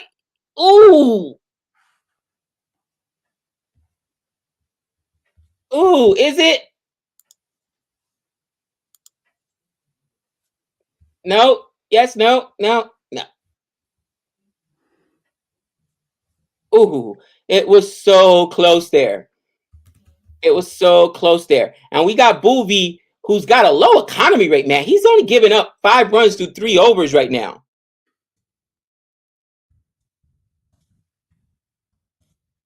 There goes another one, 6 runs, right? Pushed this for a single. Bavuma pushes it for a single. And guys, what is wrong with Bavuma? I mean, this is the captain. Regardless what happens, like, can we just say he's probably having a terrible time of it this tournament? Is there another captain that's struggling as much as Bavuma is right now? He's got a 27 strike rate, Jack. A 27 strike rate. Yeah, he's not been really in good touch, obviously. I'm not sure if you watched the last game, Gabe, or watched the highlights. Did you see Aaron Finch bat against Sri Lanka here in Perth? He could not time the ball whatsoever. Yeah, Aaron Finch. He was ugly. Well, and you are a diehard Australian fan, right? Diehard Australian fan. Yep. Dude, I get it. Aaron Finch is a great tactician as far as being a captain is concerned. Yep. But Australia win in spite of Aaron Finch these days. Let's just be real. Be real. I mean, when is it time for him to go? I mean, I think he's a liability at this point. He is. In the next game, there's some talk about that. Cameron Green should come in for Pat Cummins and open the batting, and Finch bat down the order, which I think they should. You've got to pick the best 11 to win the game against Ireland tomorrow. And they should do that, Australia. And I think they should, because Cameron Green's been a very good player, obviously, and we know what he can do. So the other night, Aaron Finch, I was live streaming the game and I was commentating, and I was like, oh, can you just hit it off the square? I can't time it whatsoever. Whereas Marcus Stoinis smashed 59 not out of 18 balls. And Aaron Finch couldn't hit it off the square and couldn't hit a boundary. He hit a 6. That was good to see. But then after that, it was all ugly. And he just rotated the strike and just got Stoinis on strike. He got the job done. And Australia was struggling in that run chase game. Without Marcus Stoinis, I don't think we would have chased down that score. And man, ball hit straight up in the air. But man, it was an edge, top edge, carried for a 6. I thought for a second, because when I saw it go straight up, like, oh man, is this going to be a wicket for Aiden Markram? But no, went straight up in the air and carried all the way back for 6.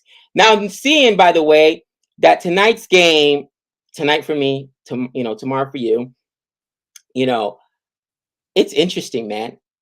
Australia versus Ireland. Ireland has had the luck of the Irish this tournament.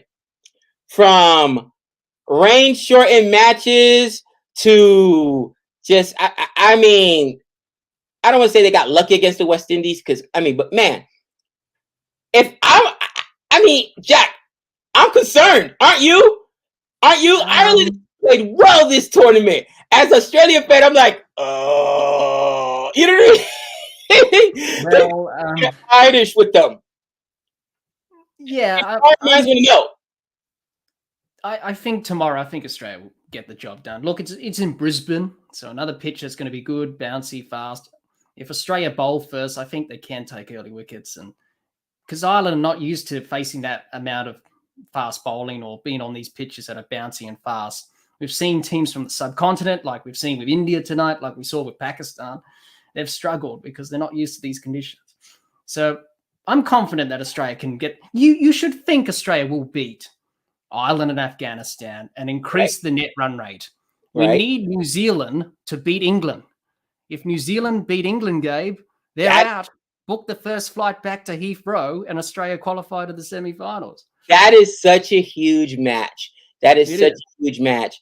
And that's why I felt kind of bad for England, even though I want Australia to get through, obviously, because my West Indies didn't get through. You know, I rock with Australia. That's my adopted team. But, man, if you just look at the road, if you're, put yourself in the perspective of an England fan right now, we got to take on New Zealand? They get Ireland and we get New Zealand? Like, come on. It's hilarious. They shouldn't have lost to Ireland because that's really set them back now, England. So their path to the semis is more difficult than Australia's. Australia's got the easiest path.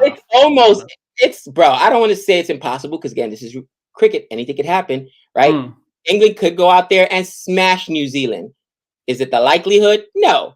But New Zealand, and Nick and I talked about this, they seem to be in every single tournament. Last year, they were in the T20 World Cup. They won the WTC final as well. And down goes Bavuma! Tries to do a little flick and flicks it right to the wicketkeeper DK with a great catch, 24 for 3.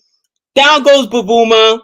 He's walking, and that little scoop shot, or is that a deal scoop shot? Nick and I don't even understand the difference. Yeah, it was sort of like a scoop shot there, trying to go over the keeper there. They're just checking to see if the catch carried. I think it did. The soft signal was out, so the umpires think it carried easily. Down goes Bavuma, bro. And again, it might actually help South Africa because this strike rate was atrocious. Guys, Bavuma was not helping South Africa. If I'm a South Africa fan right now, I'm probably happy. And I know that sounds harsh, but he was striking at a 3. Bavuma was striking at what? 10 or 15 with a 60-something rate. Come on. He wasted basically 15 balls. And if not for that 1-6, it would have been ugly. If not for that 1-6 that carried and could have also been a wicket, it would have been ugly for him. They're checking if it carried. Obviously, it was edge. Yeah, I can tell you, Gabe, it did carry easily. So he's on his way. He's off now. Catches it, and it is gone. But I think that honestly, I know David Miller is a giant slayer. And you almost want David Miller to get as many overs as possible because unlike DK, David Miller can bat more than 10 overs. He can bat more than 5 overs. So I think that this is the partnership, Aiden Markram and David Miller, right? Because, what did you really expect from Bavuma? He's just been bad right now. And to someone's point, they said, wow, I didn't realize how he's right. All the captains, for the most part, have been bad so far. Pollard was bad. So was, what's his name? The captain for New Zealand. Let's be real. I said it.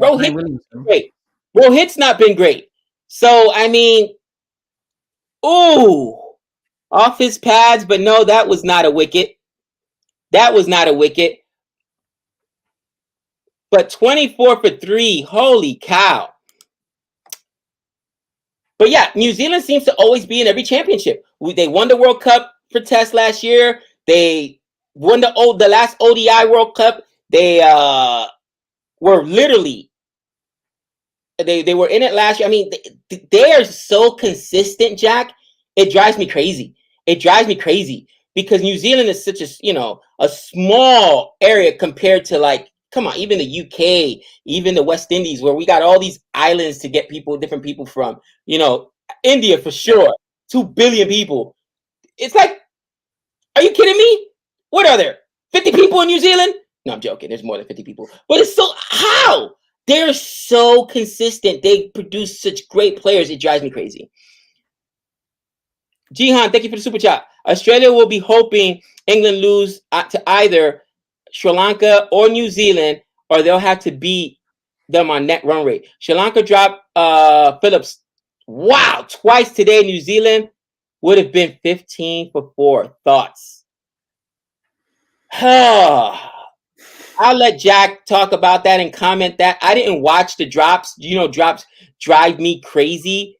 But what I will say is that when you're a team like Sri Lanka, you have to take advantage when you are, you know what I mean? When you're in a position to win.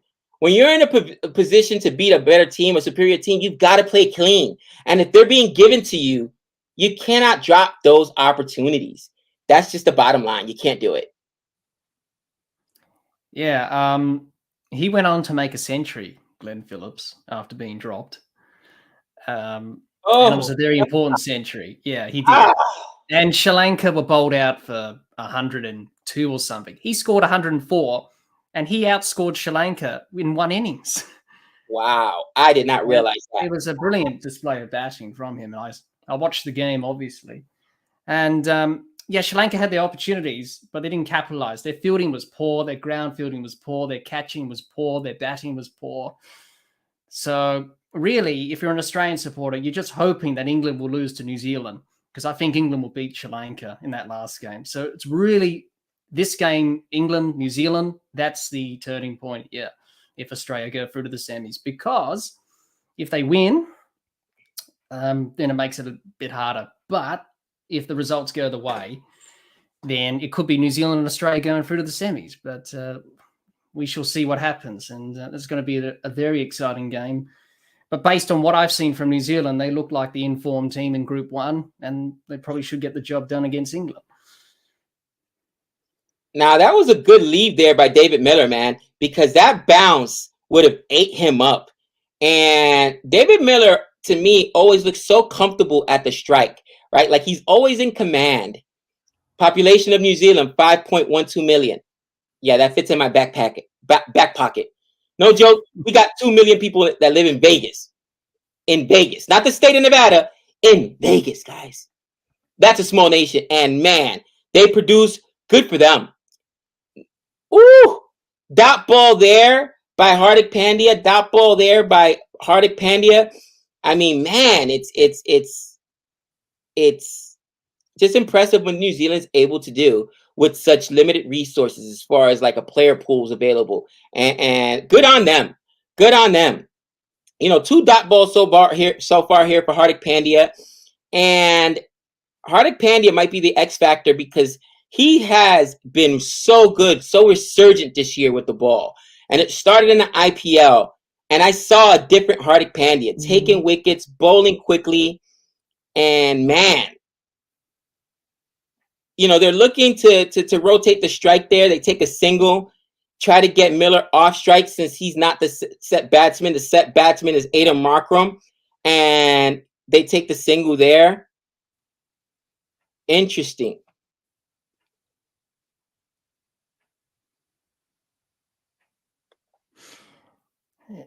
So if you're India, are you content right now, Jack, with just, you know, controlling the run rate right now through 7 overs? They've got 26 runs. Or are you trying to take wickets still? Which one is it? Because again, the wickets. You're trying to always look to attack, not defend, because they're not going to win this game if they defend. They've got to take wickets. That's the easy way to go here. Look to take wickets, and if you can bowl dot balls and build pressure, then that's good. But you've got to look to take wickets. It's such a hard ground to defend here in Perth as well, with the size of it and the quick outfield. What? There's no way. Oh, magic. Oh, magic. You're trying to give me an aneurysm. According to the FICA, there are only 151 full-time professional cricketers in New Zealand. India has 1,068. That is impossible. There's no way. 151? That's it? Wow. and they finally crossed the 30 mark in the 7th over. 32 for 3, 32 for 3, but they've got wickets in hand, right? That's the difference. They've got wickets in hand. Yep. I'm going to go ahead and update the score. But man, attack is the best form of defense. Yeah, because I feel like the last few overs especially, like India is content right now with just taking dot balls and restricting. They're not throwing as many bouncers. They're not using the pitch. Maybe I'm just interpreting it differently, but I'm like, they probably need to attack. Now, here comes Mohammad Shami, right? He's got little pace, so maybe Mohammad Shami will go out and attack. Let's see what happens.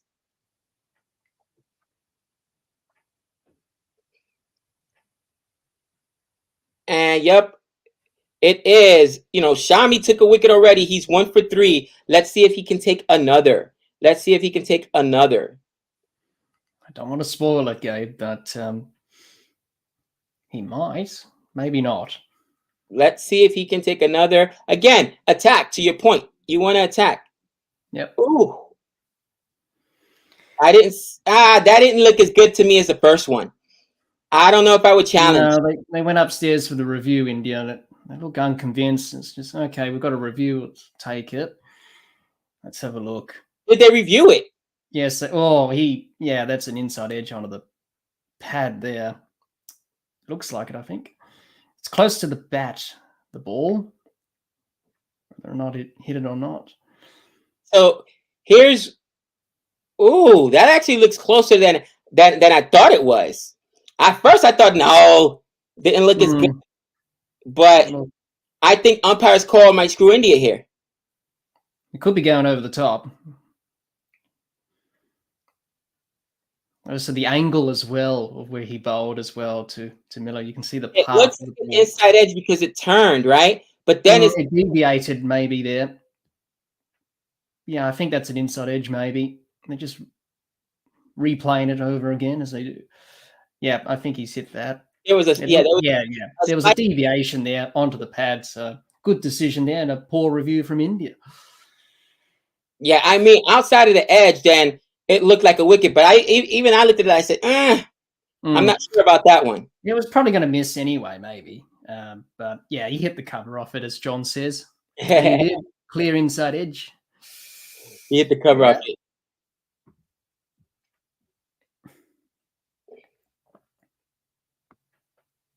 You know, not out. So good call there by the umpire. India wastes the review. Again, they had the review to take, but maybe I would have saved it. I didn't think it was out initially, but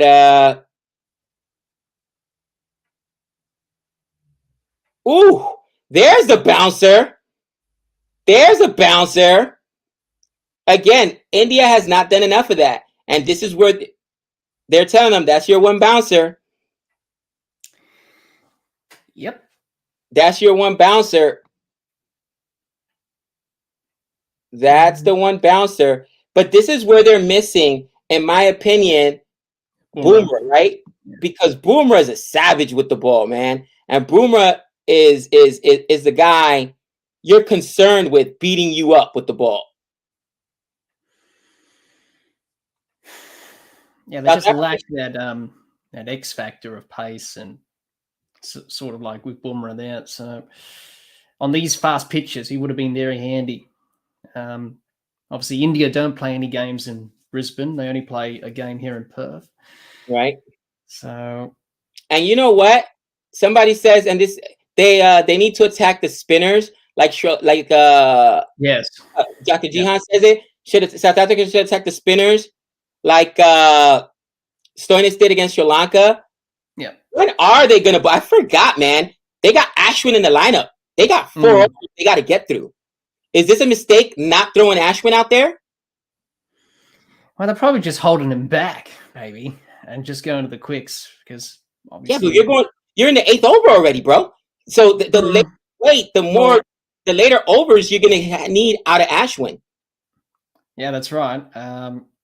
It'd be interesting to see when Rohit Sharma does employ Ashwin here, but he's going with the Pacers at the moment. So they're going with holding Ashwin back, maybe. Just wants to build the pressure here. Oh, that looked pretty good. Wow, that one looked good. No, not out in the end. That one looked good, but they didn't challenge that one either. But But it was given not out, so yeah, if he was given not out, right? I mean, he could have at least appealed it, right? But I don't even think. Well, you asked the question, but maybe height, maybe the height, the bounce here in Perth. You got to think about. Yeah, I mean, he did appeal it, so. But yeah, he went up. He said, "How's that?" to the umpire. So the umpire said, "Nope," nodded his head politely, as you do, and you're not going to waste, the review there. But 33 for 8 through 8 overs, and they've got to throw Ashwin. If not, this is a strategic mistake because Boovy's gone through 3 overs. You got 2 from Ashwin, so that's what 1 from Boovy left, 2 from Arshdeep, so that's 4 overs. I mean, sorry, that's 3 overs you still have left. And Muhammad Shami 2, so that's what 1, that's 3, that's 5, and then Hardik Pandya got 3, 6, 7, 8. So you got 8 overs you can cover. Yeah, you're gonna need Ashwin overs, man. So you might as well throw him out there. If he gets pumped right now, better now than in the death. Unless India's just gonna roll the dice and say, eh. Yeah, that's right. Ooh, that ball. Ooh, it was a dot ball, but they ran, took a single on that. Nope, I was wrong. They throw Hardik Pandya back out there. Interesting strategy here, Cotton. I mean, did they forget they have to bowl Ashwin? Or am I missing something? Yeah, it's interesting how Rohit Sharma's going about this, but he's just sticking with his paces. Just build the required run rate up with dot balls if they can here. It's another dot ball from Pandya. I mean, I understand, but again, it's dangerous to leave. Yeah, it's often risky. It's sort of what Pakistan did to India, really, with Nawaz, really. With 7 really wickets want to spin it towards the death, so. No one's hoping that he's hoping that Hardik can get a breakthrough here, maybe. Maharaj bowled the 11th over. Magic says, yeah, I'm just saying. The partnership is currently building, and although they're not putting up runs, they're at the strike for a long time now. Again, if you get to the death with 7 wickets in hand, and you've got a spinner that needs to bowl 1 or 2 overs into death, that's a nightmare. That's a nightmare scenario. So, again, I'm just not sure that it is the correct tactic for India to use right now. But Rohit, what do I know? The guy's won so many championships. The guy's won so many games, so many matches. We'll see what happens. Now, Jack, looking at the landscape, who do you think has been the most impressive player in the tournament? And who do you think it's been the biggest disappointment? And Jack, don't you dare say the West Indies. Don't you dare say the West Indies. Who's been the biggest disappointment? Who's been the biggest surprise of the tournament? I mean, let's be real. I think Ireland's been the biggest surprise. And maybe that's just because I don't respect Ireland enough. I would say Zimbabwe as well. Because that win against Pakistan, obviously. And Ireland being good. Yeah, we've seen many good games in this T20 World Cup, from the first round and to the Super 12 at this stage. So I would say Ireland and Zimbabwe being the good teams from the lesser nations. Obviously, Ireland and Zimbabwe full members, but it's good to see them being competitive and winning games the way they have been. The disappointment, well, I have to say the West Indies, Gabe. I think. Come on, everyone's saying the West Indies, but they didn't look good. It was just terrible in the first round. To lose to Ireland by 9 wickets, that wasn't a surprise. To lose to Scotland the way they did in the first game was poor as well. I did say there are a chance maybe to go through. I said in my preview before. Almost a run out there. But I said, well, if they don't get it together and they, collapse badly, then that's probably going to be a stretch too far, and that's what happened. So they're probably the biggest disappointment. And a lot of people, even Ricky Ponting said, Gabe, they were a disgrace. Apparently, his comments to the West Indies. So interesting.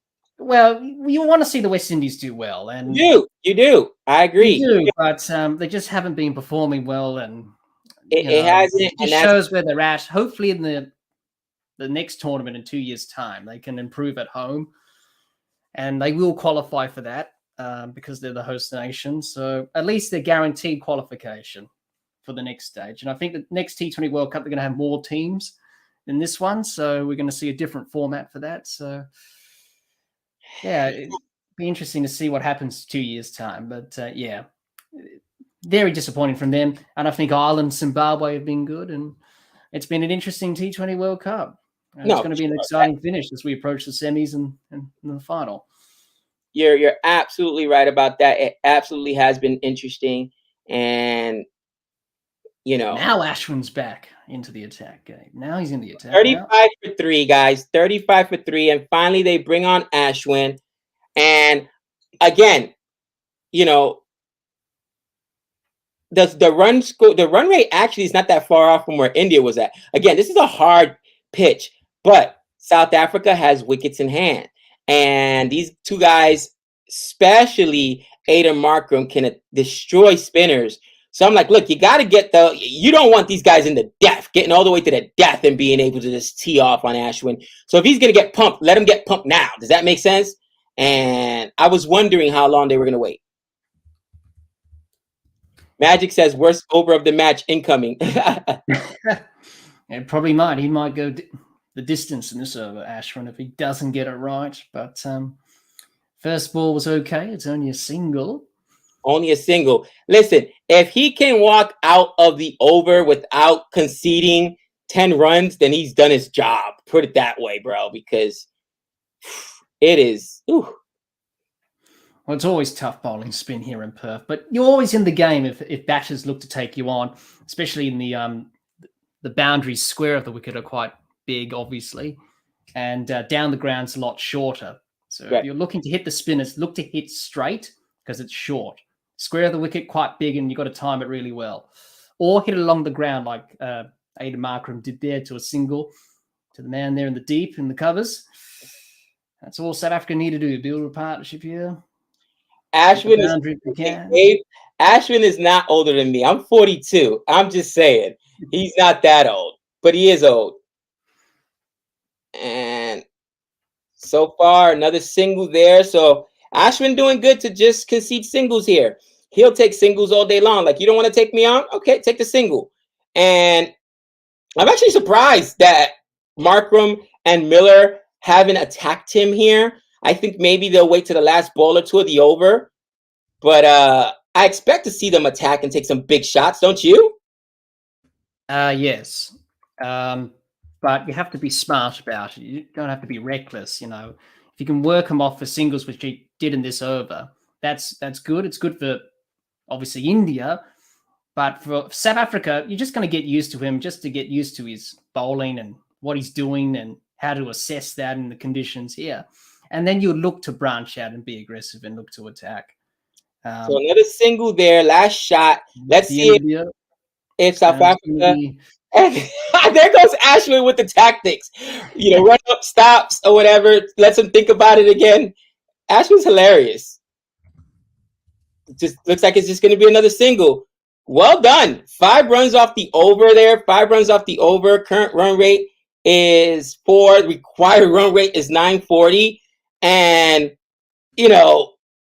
again, I look at it as a victory. If he doesn't get pumped for double-digit overs, it's not a big over cricket number, 14, 15 runs. He's done his job. And to be fair, I felt like in that over, Miller was not interested in attacking. Neither was, and maybe that's just what I'm looking at. But Miller was not interested in attacking. It looked like they were okay and content with just taking the singles or dot ball. You know what I mean? Aiden Markram was very very conservative with his shot selection as well.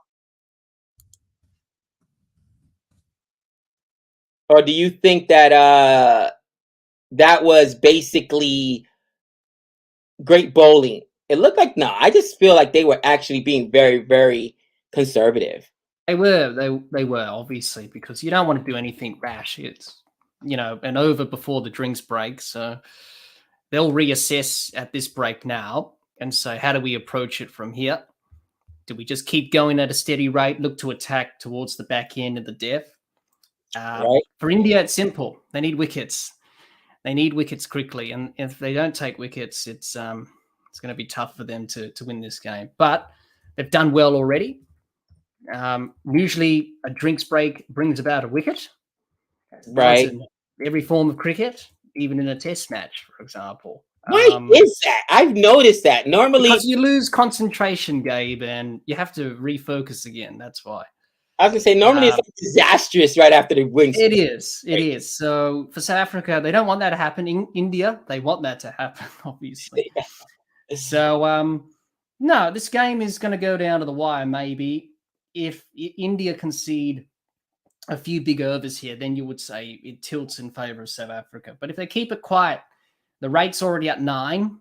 You don't want that to get out to 10, 11, 12, 13. Then it becomes impossible. Or they may do what a Zimbabwe did today against Bangladesh and try and come back. Right. That was a brilliant finish. But look, it's pretty simple for both teams. For India, take wickets. For South Africa, don't do anything rash. Do the basics. Keep it simple. How often batters don't keep it simple. They overcomplicate things. Just look to rotate the strike. Get 2s and 3s here in Perth because it's big square of the wicket. And especially if you've got a ball in your arc, hit down the ground straight in the V between mid-on and mid-off or long on, long off, because that's the shortest boundary of the ground. So you've got to know where the pockets are. You've got to know where your scoring opportunities are. So. Are you going to Arshdeep Singh or Shami here? You can't go to Bhuvi because you need that his last over for the death. So are you going to Arshdeep Singh or Shami? If you need a wicket, do you count on the experience of Mohammad Shami or the hot hand and Arshdeep Singh, who's already got 2 wickets in this game and probably got the 2 biggest wickets of the game thus far? That's interesting. Well, they've gone with Hardik Pandya, so they haven't gone with Arshdeep. They've gone with Pandya still, which is interesting. Wow, that is interesting. It is, but that's just Rohit Sharma. Just he's thinking there. His logic. He thinks, well, Hardik can give me a wicket here. So what sort of a field they've got here? They've got a deep pointer, a deep third man, a fine leg, and a deep square leg. Aiden Markram here. So and got some protection there on the boundary if he's. And that was a big shot there. That was a big shot there by Aiden Markram. And it looks like you're right. They came out with the idea of we're attacking. We're attacking. And that's right. That's right. And that's gone for a boundary there. Over the top of the keeper and runs away for 4. And Pandya just banged that in short. He just swung at it, Markram, and he got the thickish outside edge. And you swing hard and hope it hits the edge and it races away to the boundary. So he's got that away. That's exactly right. Look to attack, look to put pressure on India because if you get a few big overs here, the game's done basically. Right. What are they now? 3 for 47. They just ran a single. So if you can get that to 100 for 3 down, then you only need 34 runs. So that's a good position for South Africa with wickets in hand. So they're definitely, it's 87 off 57. So the run rate's creeping up a bit. So if you can get that down to even Stevens, South Africa would just be hoping. We've got a lot of time, got 57 balls left. If we hit a boundary and over, we can do this. So as I said, it's a quick scoring ground here in Perth. So India know that this game is not done yet, obviously. They can't absolutely. Not by any stretch of the imagination. And I don't think they're playing that way. I honestly don't think they're playing that way because if they were, they probably would have thrown Ashwin that last inning. So they're expecting like it's going to be a battle to the end, as you mentioned. And they're setting it up so that they have their best guys in there in the death because you just didn't want Ashwin bowling in the death. I expect to see Ashwin the very next over. And now that South Africa is attacking, I mean, that's probably South Africa's Ooh, so another boundary there. So another 4, and South Africa come out of the drinks break absolutely on fire. I think they looked up at the scoreboard and said, if we don't make it now, we're going to run out of balls. We're going to run out of overs. So we've got to start scoring some runs. That net run rate was creeping towards 10. So South Africa now.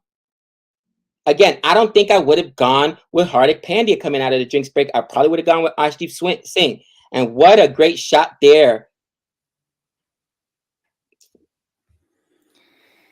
Yes, miss out for a run out. That's two run outs missed by West Indies. Not West Indies. Look, that's how that by India. And that is wow. You know, again, 2 runouts thus far that India has missed. I mean, that's easy. That's that should be, I think he had more time than he thought. I think he had another step or so to make that throw. And again, that's what pressure does. That's what pressure does. And credit to South Africa. They're like, look, we're not going quietly into the night. We're going to go bang out. We're going to go bang out. Ooh. Well, that's not what India needed. That's going to the boundary. And he moved across to the offside there, David Miller, and he was trying to hook that. And then it missed him completely. Missed Dinesh Karthik. He couldn't cut it off, and it went for 4. Oh, boy.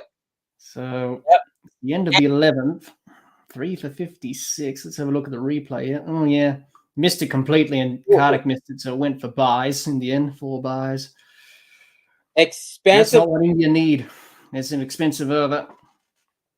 Expensive over, and I think a mistake by Ashwin. He should have, not Ashwin, excuse me, by Rohit. He should have gone with Arshdeep Singh or Mohammad Shami. I didn't even think Hardik Pandya at the time. I mean, Arshdeep Singh's been amazing with the ball. Why not bring him in there? You know what I mean? They've seen a lot because they've also seen a lot so far. They haven't seen Arshdeep Singh since the opening overs, right? Since the power play. They've seen Hardik Pandya twice in the last 2 overs. Why would they not? I don't know. I don't know what they were thinking, but Ashwin's going to be back for the next over. Obviously, get those out of the way. But now South Africa back in the game, and Azjad somewhere nervously watching this over. 56 for 3. And we're in the 12th over right now.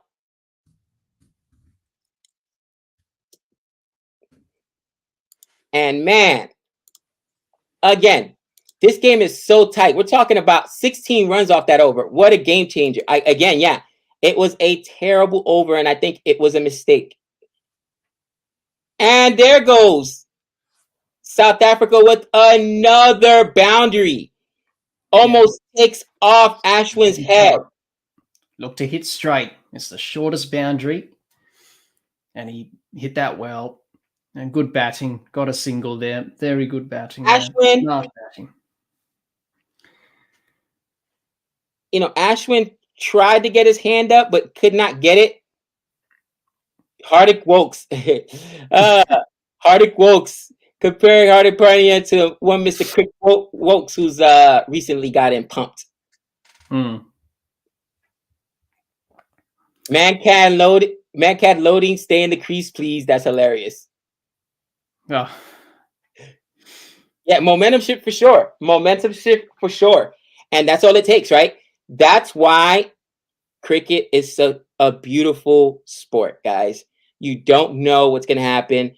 And game's not over until the very last ball. You know what I mean? It's just that simple. Well, it was literally not over between Zimbabwe and Bangladesh this afternoon, I can tell you. That went down to literally the last ball. And the keeper, he should have known better. It was a free hit as well. Oh no, India. What are you doing? Oh, Gabe, you're going to go off in a minute. Oh, man. I'm not going to spoil it, but I'm already knowing by your reaction that somebody must have dropped the ball. Yeah. Baraf says rant incoming. Yep, that's Virat Kohli with a drop. Oh. He had it and then he had it twice and then it just fell onto the ground. Oh, that's the wicket. That would have been it for India. Kohli kind of shaking his head like, how did I drop that? I mean, what happened there? It's a sitter. I mean, I get it. It's right at him, but and his form was he good. doesn't drop too many, Curly. I can't remember the last time. No, his form was good. He didn't try to. He reverse cupped it. He didn't try to. I don't know what happened. Wow, that's the game. That's the game for India. That is because again, to get a wicket, you needed a wicket desperately, and to get it from Ashwin and not get pumped this over, it would have. I mean, luckily it didn't hurt. Ashwin didn't give it up any more runs. I mean, a single after that, but that's a 2-run difference, right? Because they were able to get a run on that, and then one more ball.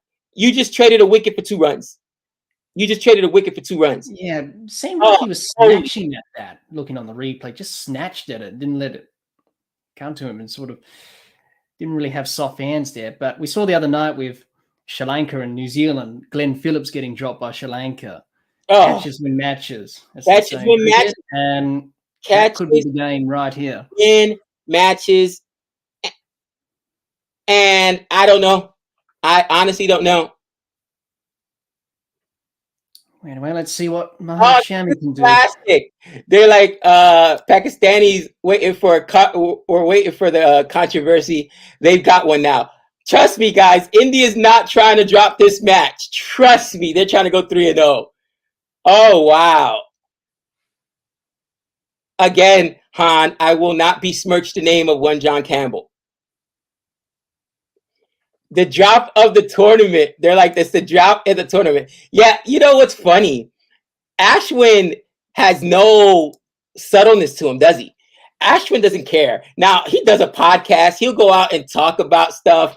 Like, that's your captain, right? Or not the captain anymore, sorry. Rohit's the captain, but he's still Virat Kohli. And the fact that Ashwin still had that reaction, like he doesn't care, I'm like, it's hilarious. Kohli just dropped the World Cup. Oh, man, that's going to be 20 on Twitter. Kohli just dropped the World Cup.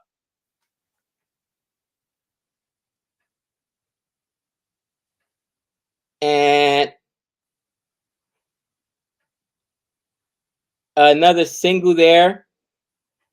Another 2 runs. They took 2 on that. Nice. Running by South Africa. And to be fair, guys, okay, everybody's going to talk about Kohli dropped the match, and probably he did. But South Africa, out of the drinks break, have come with a new purpose. They've come with a new purpose, and they're very aggressive now.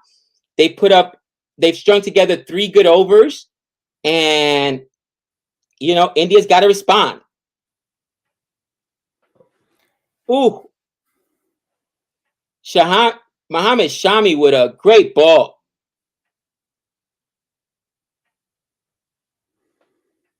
Catches win matches. Agreed. We've seen some very bad drops this match again today, apparently, or was it last night with the 2 drops? I mean, by was it Bangladesh or Sri Lanka? Sri Lanka against New Zealand. Glenn Phillips had a couple of chances that went his way. Oh man.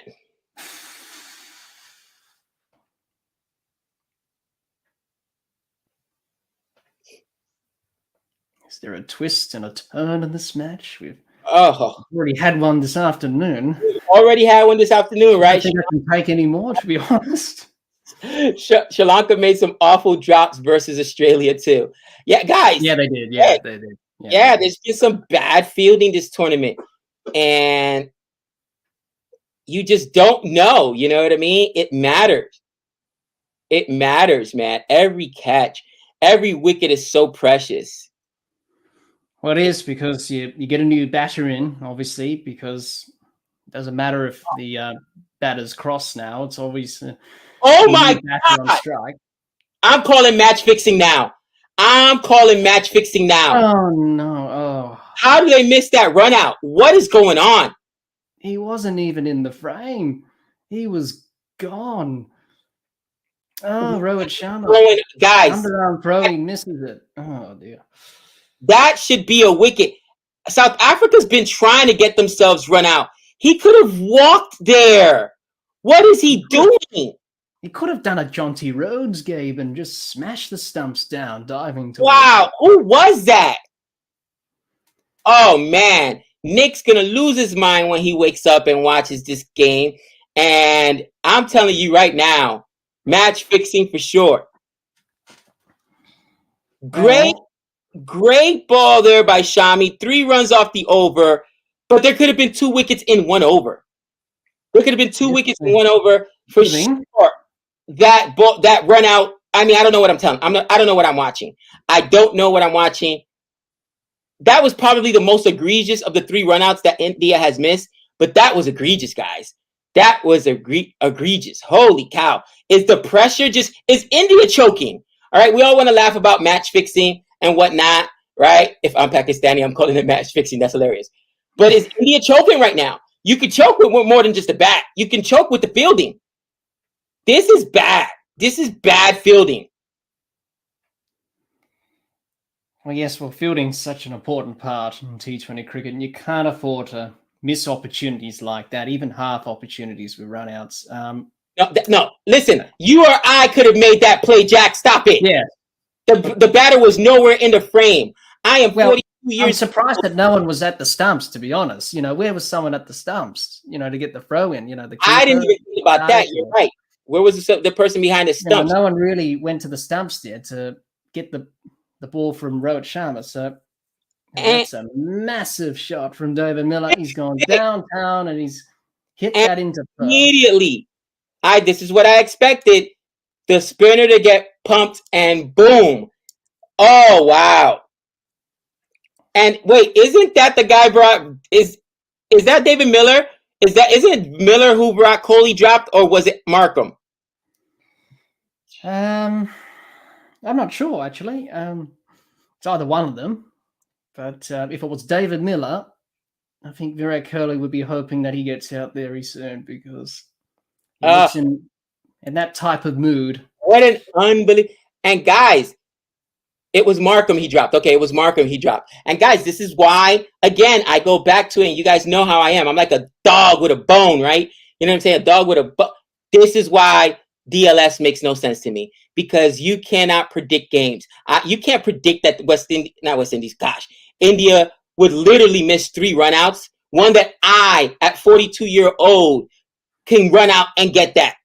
That's how bad it was. The batter was not even in the frame. You can't predict that kind of stuff. You can't predict collapses. You can't predict drop catches, right? Does the computer know Kohli is going to drop a sitter? I mean, there's been about 3 or 4 plays here that no algorithm can account for, including a run out that was, what would you say, Jack? That run out 90% gets done what? 90% of the time? 99% of the time? Yes, if you can, get the throw right and get the underarm throw right to the stumps. Yes, or if someone was standing at the stumps, which no one wasn't, it would have made it a lot easier for India. But unfortunately, that wasn't the case, and that's not a good way to end the over. Oh dear, Ashwin, that's probably this is it now. I think that was a big blow from David Miller over the rope. Oh, what a bomb! David Miller crushes that for 6. Oh my gosh! That's what he can do. What a boom! What a shot! How much? What's that make it? 14, 15 off the over? What a bomb! It's an expensive over, so they've brought back Ashdeep back, but I think it's a little bit too late probably now. It's 49 off 36. It's manageable. Oh, it's easily manageable. And there's so many things you can point to. India did such good work early, and I think I'm gonna blame 2 things, and maybe you can you can. Well, first of all, the fielding's been terrible. You cannot blame Rohit Sharma for the fielding, but you can blame Rohit Sharma for his personal part in missing that run out. That was disgusting. The Kohli drop is terrible. Plus, I think coming out of drinks breaks, why would you go back to Hardik Pandya when they've seen him twice in the last 2 or 3 overs, when they could have easily gone to Arshdeep Singh? They had not seen Arshdeep Singh since the power play or even a Muhammad Shami. Yeah, I think he'll be pondering over his decisions, Rohit Sharma, with his bowlers.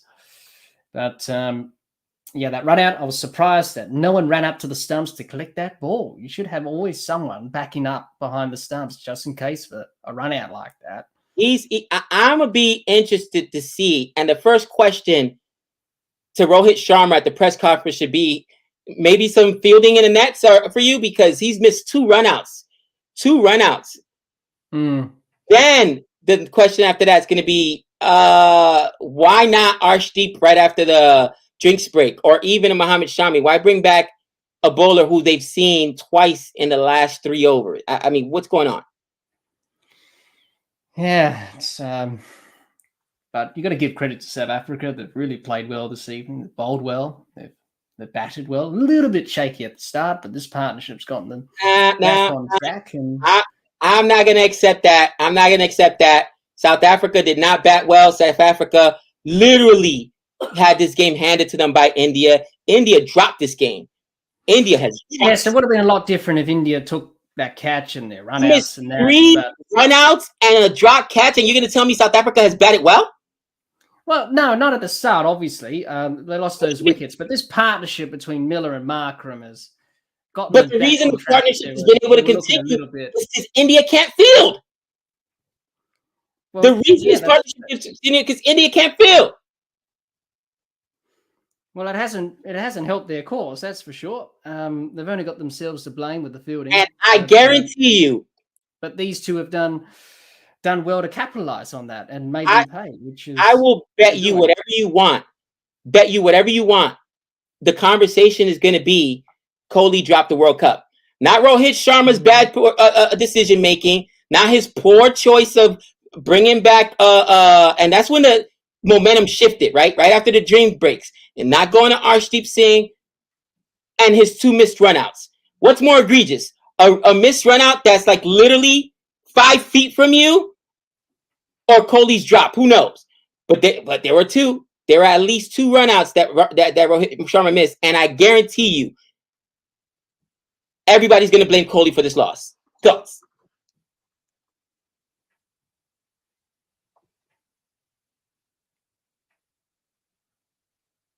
Let me know in the chat. Jack, what do you think? Who holds the biggest responsibility for this debacle, for this collapse by India? Rohit Sharma or Virat Kohli?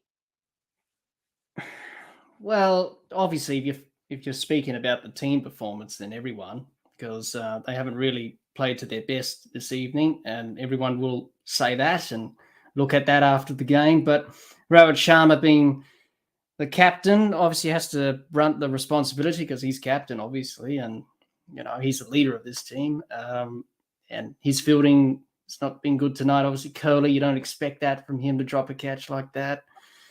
So they just haven't been performing well tonight, India. So everyone will share the blame, but Rohit Sharma's got to cop it on the chin as the skipper and say, you know what, we didn't play well tonight, and South Africa,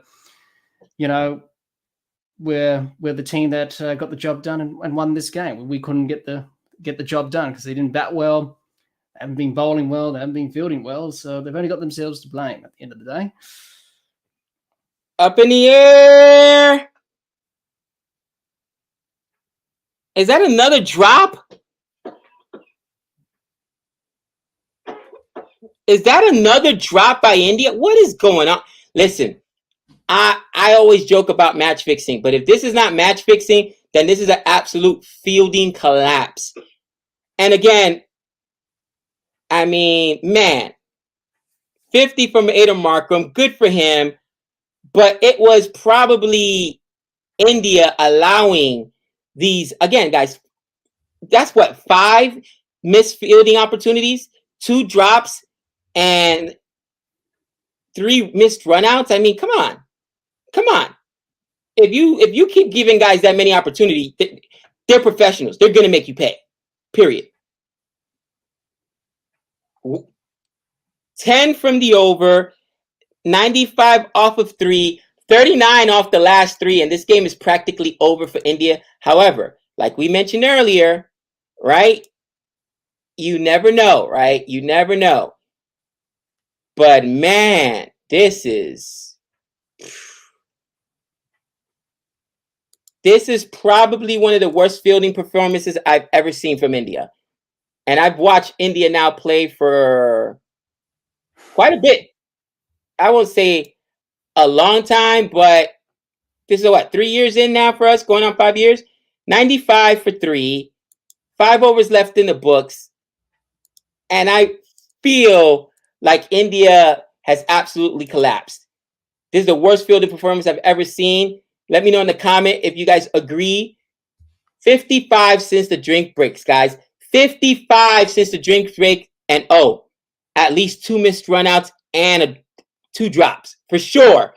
For sure. If you don't count that last one as a drop, it fell between 2 fielders. The Kohli one was a drop. The Rohit Sharma was disgusting. I mean, he could have walked there. He could have walked there. Are you kidding me?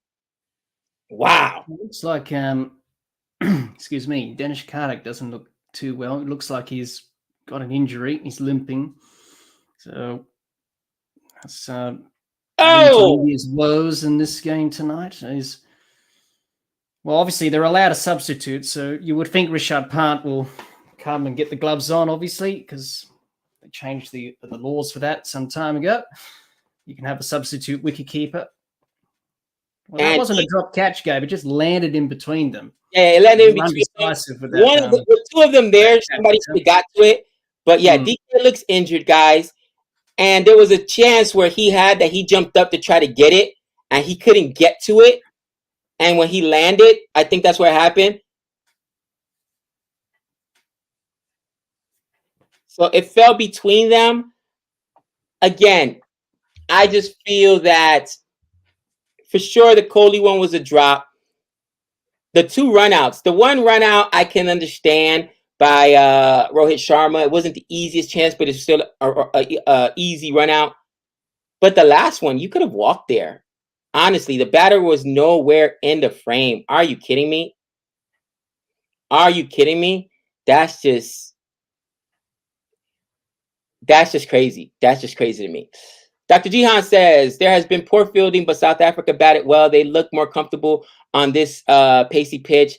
Take Sky innings out, and India don't get to 100. I agree, Dr. Jihan.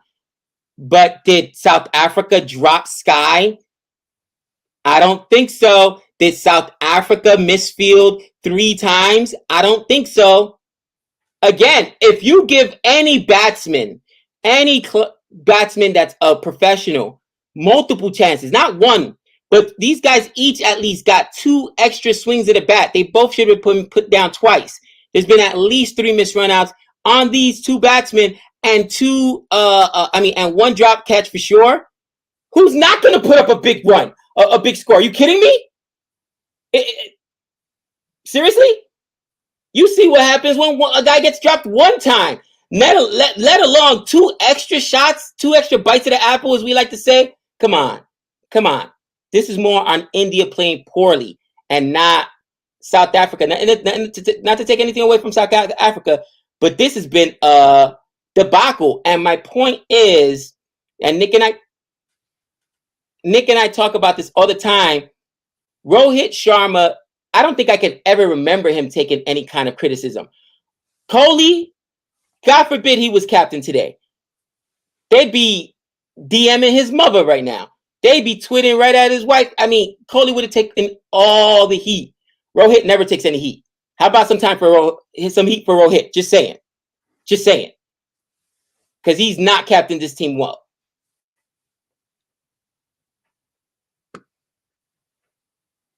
Two overs that were game changers, Hardik and Ashwin's. Yeah, I agree. And once again, whose choice was it to bring in Hardik for a 3rd over consecutively? Rohit. Let's hope they ask him about it.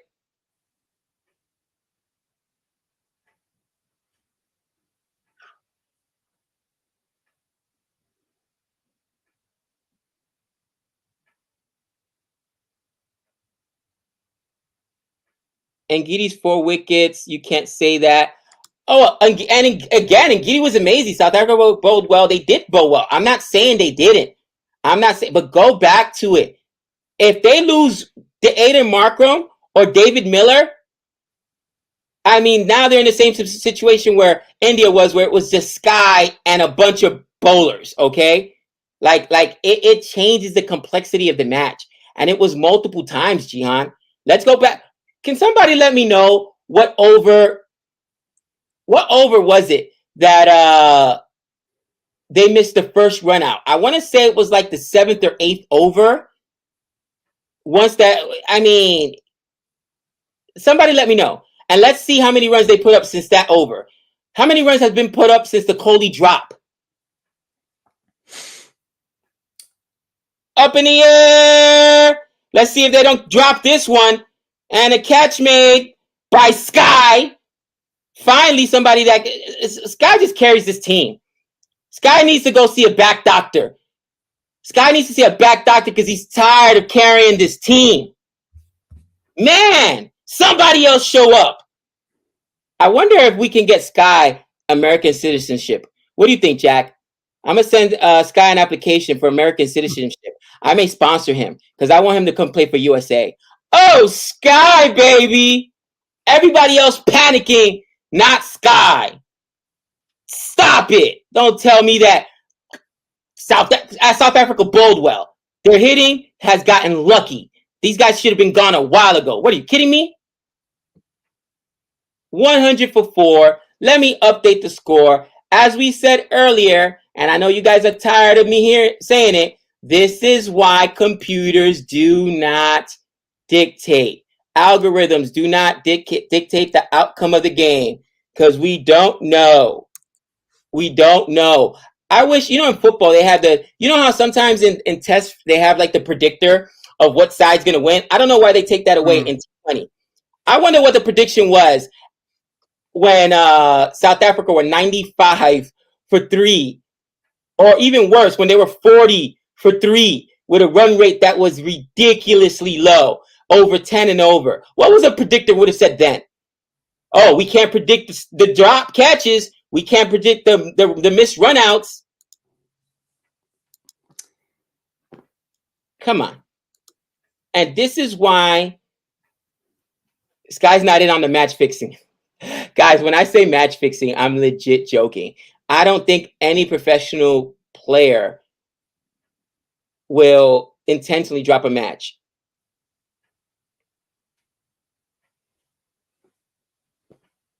And just a single there. Why was Kohli laughing after he dropped the catch? I just think Kohli was shocked that he dropped it.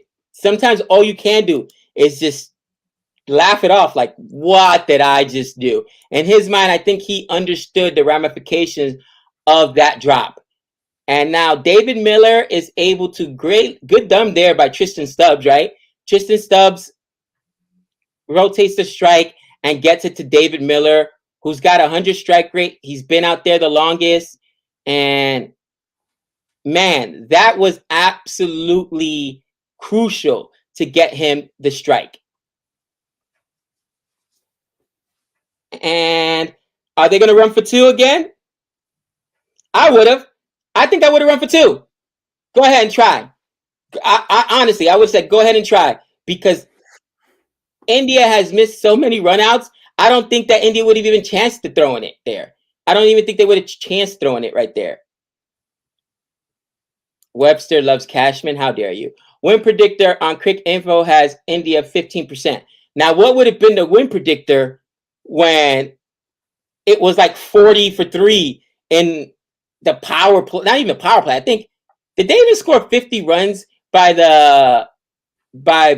drinks breaks? I think, where were we at drinks breaks? I can't even remember. I know it was super low.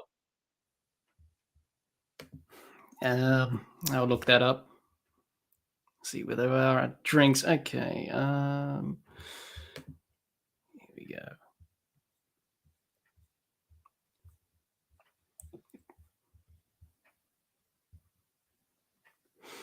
go. It also has South Africa to win predictor 85%. 85% right now. Yeah, absolutely. What would it have been a few overs back? You know what I mean? And that's my point. Yes, it factors in a lot of things. Obviously, there's at 40 for 3 and 10 overs. Come on, 10 overs, 40 for 3. That predictor had to be. Okay. India at drinks with 5 for 60. South Africa at drinks with 3 for 40. 3 for 40. There you go. So there were 2 wickets better, but in terms of runs, they were 20 not was as good as India at that stage. But exactly, India did lose half of their wickets already, so that was the difference there. But between the two teams at drinks in terms of the scores.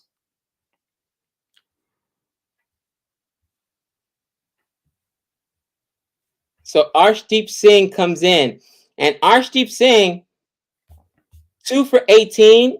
I mean, Arshdeep Singh, like I said, I contend that was the biggest mistake, not giving Arshdeep Singh the ball out of drinks breaks.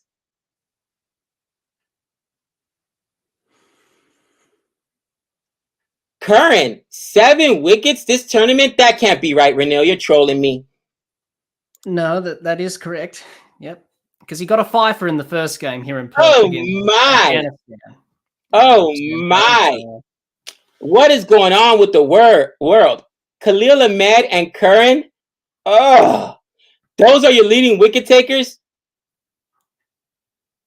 What's going on, Jack? It's not Khalil Ahmed. Yeah, it's Taskin Ahmed from Bangladesh. Oh, okay. Taskin Ahmed, I was about to say. Yeah. So. No team ever bowls their main bowler in the 11th. It's always a spinner. And again, if they had bowled a spinner, fine, but they couldn't bowl a spinner because they waited so long to bowl Ashwin, right? So they needed to bowl a pacer because Ashwin had just bowled. Again, however you however you cut this up, the tactics were done incorrectly by Rohit Sharma. And that's what I'm saying. People will never criticize him. It drives me crazy. Why does he walk around with impunity? Like he's like, I don't get it, man. I just don't get it. I don't get it. Oh, I get that, Magic. You're right. They probably would go to a spinner. Guess what? Their one spinner had just bowled his first over in the 10th. Because it's a boundary there. And a boundary. Let's see. Tristan Stubbs with a big shot there. And man, when South Africa did the same, no one said anything to Bavuma. About what? South Africa also had 5 wickets at the drinks breaks, dude. It's a little bit of a different situation. But the deeper it went, and this is what we talked about, the deeper it went, the more dangerous it was. And I even spoke about that. Again, hindsight's 2020. But if we're looking at which team has played the best match and which team has really dropped the match, it's no question. It's no question India has dropped the match. And it's not over, but why would you not criticize Rohit Sharma for that? You know what I mean? Like, come on. Dude, the one run out, if you're not watching it live, guys, Jack, am I exaggerating to say that he was maybe 5 feet from the stumps? Was he that close? Maybe 5 feet from the stumps. Maybe. And if he's 5 feet from the stumps, the batter wasn't even in the frames. Could he have run there with the ball in his hand and knocked over the stumps? I'm pretty sure he could have. He could have ran to the stumps and did like a Jonty Rhodes did all those years ago, 1992. It's unexpected. But he just thought, well, I just underarm it and see if it hits. But there's an element of risk there because you may miss it, and he did. No one else was backing up behind the stumps to get the. It was atrocious. It was atrocious, and that's where I'm like, listen, I don't care nobody else does. I'ma crush him. Rohit Sharma, terrible captaincy, and he needs to be held accountable. Get him on the hot seat in that press conference and ask him, were you focused during this match? Did you make the right calls? Why did you make this call? Come on now. And as far as Bavuma was concerned, no joke, I would ask him, do you maybe want to drop yourself in the order? Bavuma's been terrible. South Africa is winning this game in spite of Bavuma being terrible. Guys, this is the captain we're speaking about. He is struggling mightily. I get it. Somebody's going to say, guys, captains don't drop themselves in the order. Does Bavuma belong in the top order? Really? Really? Anyone? Am I taking crazy pills? What has Bavuma done to keep him in the top order? I'm just curious. and somehow I guarantee you Bavuma keeps himself in the top order in the next game. No questions asked.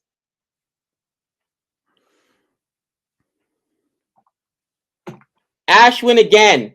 Why not Shami? You know what? I'm done with Rohit Sharma. I am done with Rohit Sharma. Oh, he just made the Sinister Six. Welcome to the Sinister Six, Rohit Sharma. Oh, I can't wait to put out my video today. Oh, I can't wait to put out the video today. Rohit Sharma has just joined the Sinister Six, taking away such a great effort from India bowlers in the beginning of this game. And Rohit Sharma, you are a trash captain, my friend. Trash captain, and you just joined the Sinister Six. Massive gamble for sure. Jordan is the only captain who never fails. Jordan couldn't pray to be a captain. Bye! Bye! 6. Good job, Rohit Sharma. Bye! Go ahead. What actually happened there, Gabe? Because my phone died, so I can't watch the match because it's died. The battery's run out. They put in Ashwin. First ball gives up a 6. Half volley. First ball gives up a 6. Trash. Trash. Trash.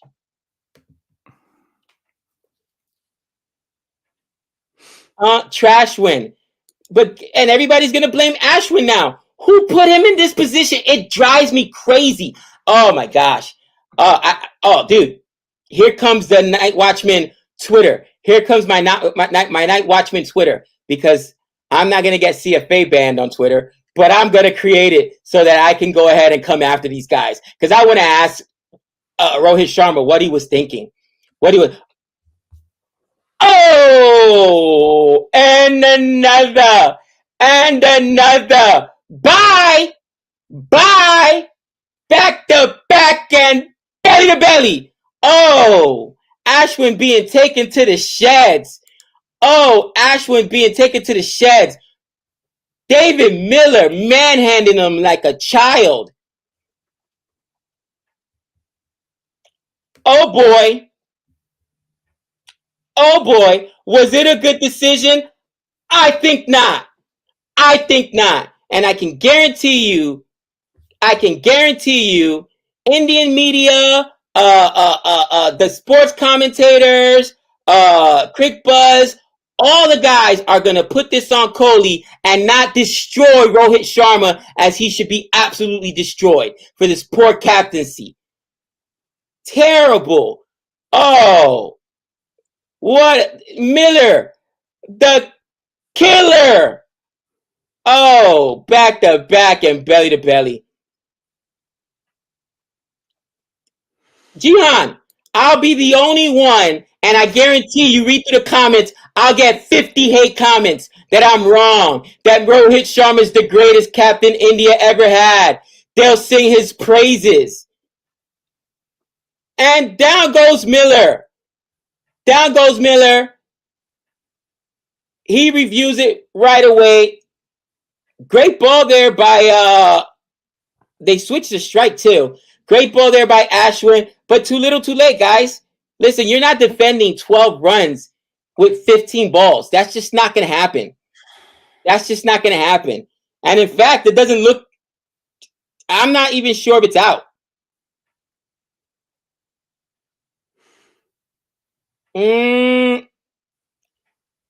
I'm not sure it's Stubbs, not Miller. Oh, it was Stubbs at bat, not Miller? I don't know. Does not look out to me. Maybe, they're checking Ultra Edge right now. Now, the original decision is out here. Umpire's call. Is it umpire's call? I can't. It is umpire's call because the original decision was out. He went for the reverse sweep.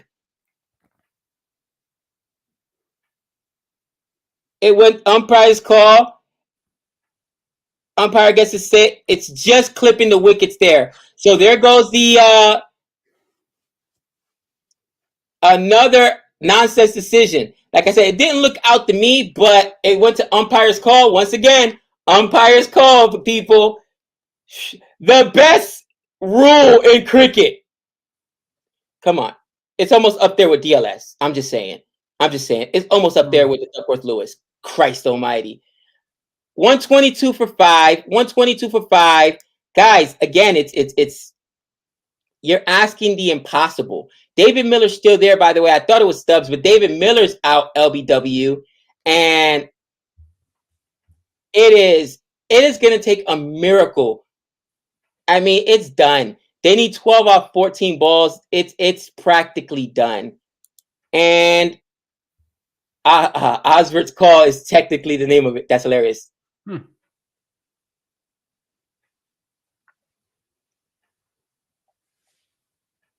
Man, it's brutal. It is brutal. And again,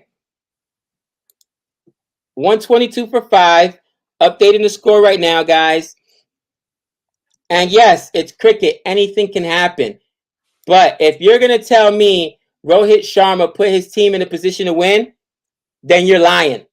Because you don't even believe that. You don't even believe that.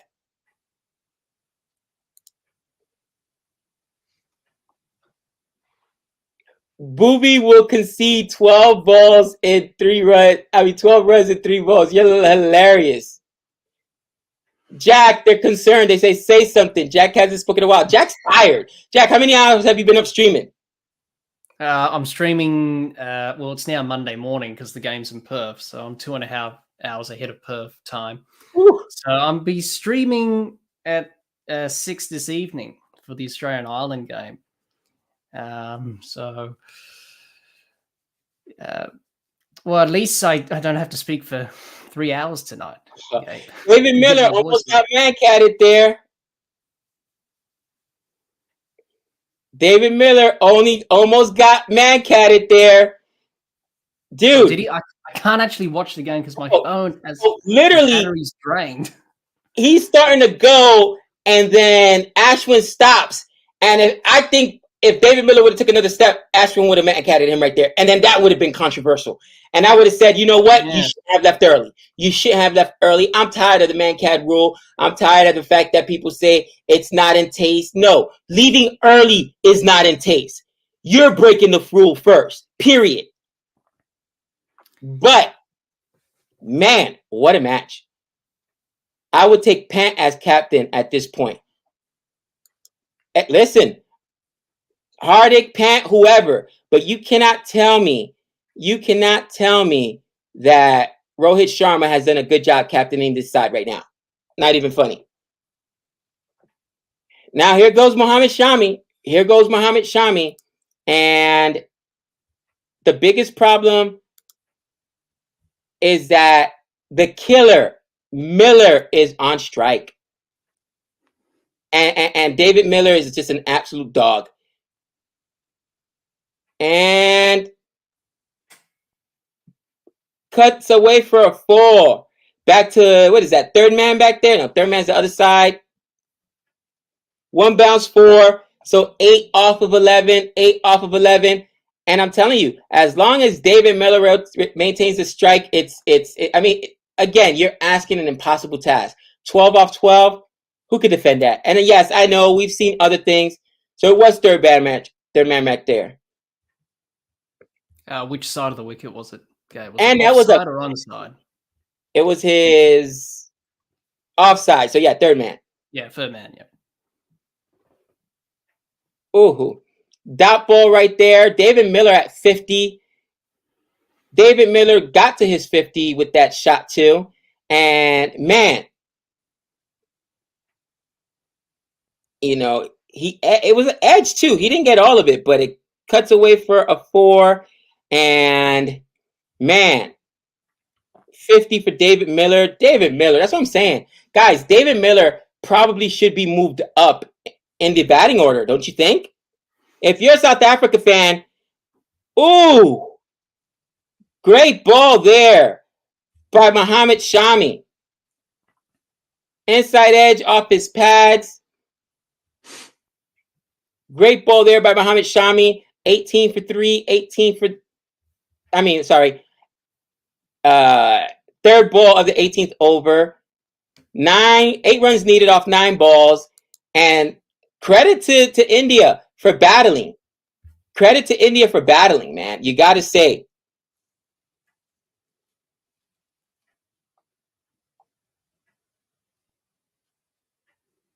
And next ball. They get a single off of it. And I am shocked. I get it because you need, but why take the single there, Jack? Why put Parnell on strike? Well, how many do they need? I can't actually. I'm just 7. At the time, they needed 8 off 9. Yeah. But so now you just gave the strike to Parnell. Now, the only thing I could think of is because even if it's a dot ball, then you retake, it's the last ball of the over, then they have to rotate strike, and then you'll be able to keep the strike. So I think that's the only reason. That's why, because it's almost the last couple of balls of the over. So for Parnell, it's a bit of a swing and a miss here. It's a free hit for him because you want David Miller on strike for the last over. That's why they took that single. No, actually, there was one ball left in the over. So now it goes to poor Rohit. He's going to get killed on Twitter soon. Listen, look out for the new Twitter account, The Night Watchman, because, again, the kid's back, baby. And I'm going to have to just, I can't burn the CFA one. But I'm going to have to let some of these guys have it. And Rohit Sharma may be my first victim. Oh, Rohit Sharma might be my first victim. And David Miller misses it and is unable. David Miller unable to rotate the strike. So now Parnell on strike. 6 on 6. 6 on 6. Ooh. Oh, again. If you're South Africa there, do you take that one single? If I'm David Miller, I would have just waited. Because now you did not get the single, and you, in the last over, just gave the strike to Parnell. So interesting. Han Solo says, I will direct all of the Rohit hate to Gabe's Twitter account. Oh, listen. Follow our CFA account because they may be followed by a new fan, Gabe the Night Watchman, and all the fires coming out of that account. Woo! Miller at the non-striking end. That's what was the mistake. Why did they take a single? I don't know what they did there. Sometimes players just overthink. Now, Booby, I know this is everyone's nightmare. Booby in the death, bro. Only defending. Oh, this is classic. Only defending 6 runs. Booby in the death defending 6 runs. This is classic. You never know. Parnell may hit this out of the ground for 6. He could get the ball for 6. It's Booby. Everyone on the edge of their seats. Renil is praying for a super over here. Oh, we haven't had one yet. Oh, we've not had a super over yet. Not for a while, though. You know what? For you, Renil, give me a super over. Give me a super over. I think South Africa just want to finish this game right now. And India, they'll be hoping for a super over or try to keep South Africa. That ball. Yeah. Ooh, that ball to start. Ooh. To start. 5 off 6. Look at Renee. She's like, super over. Oh, man. Yeah, a couple of dots will make it interesting. A couple of dots will make it interesting. What is it with this T20 World Cup? We have it almost looked like it was LBW, but it went high off his thigh. Yeah. Because he completely missed it. It was high off his thigh. Next ball. And that's the single they needed. That's the single they needed. 5 or 4. Makes it easier now. Hit a boundary here. You only need 1. Super over means more Gabe talking, so think about that one, folks. Oh man. So Boovie versus David Miller, the Rohit killer.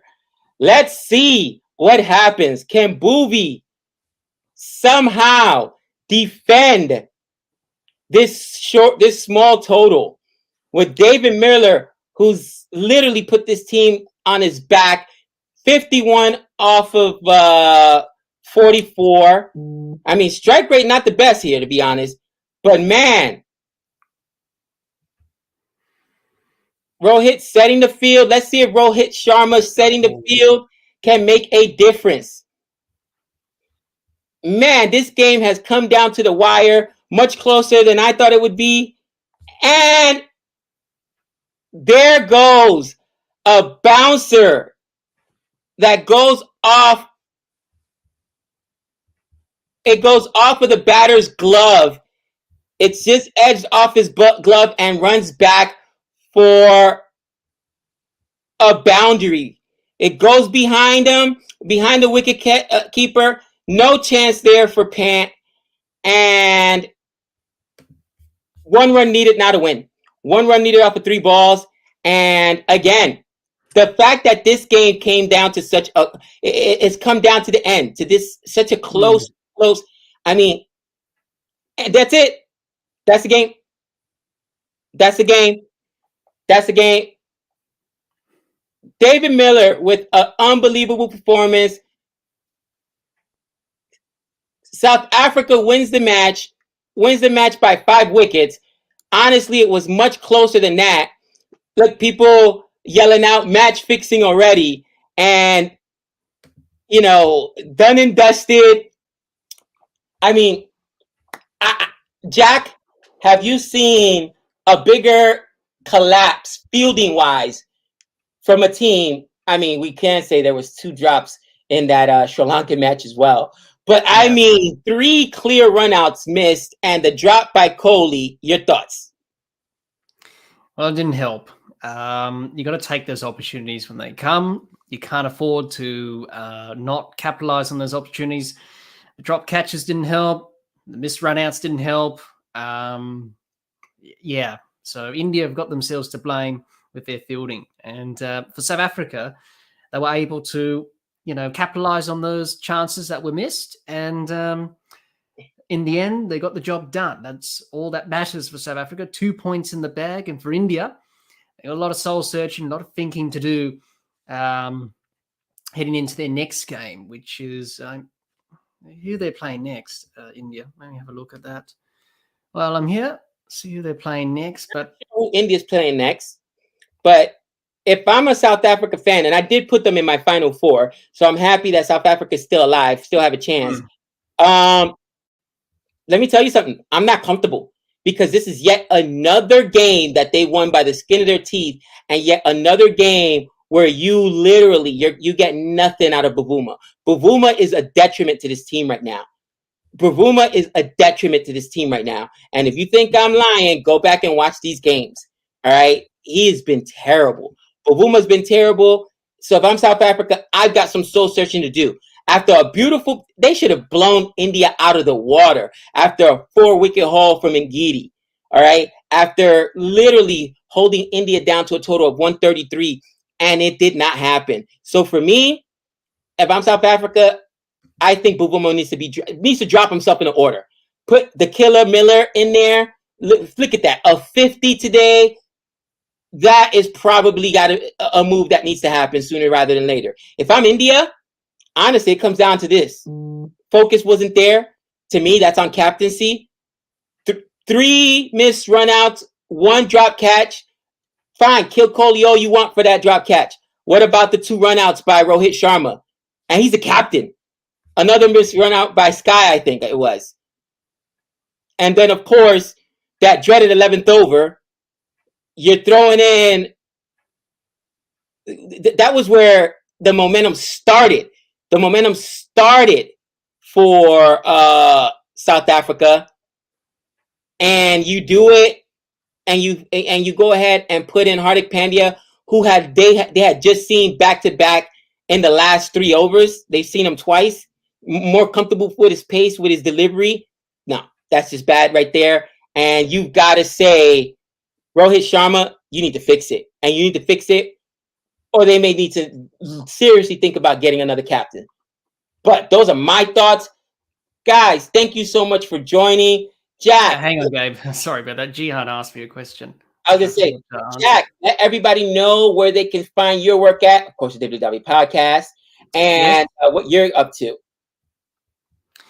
Well, we've been covering the T20 World Cup as we've done from the start.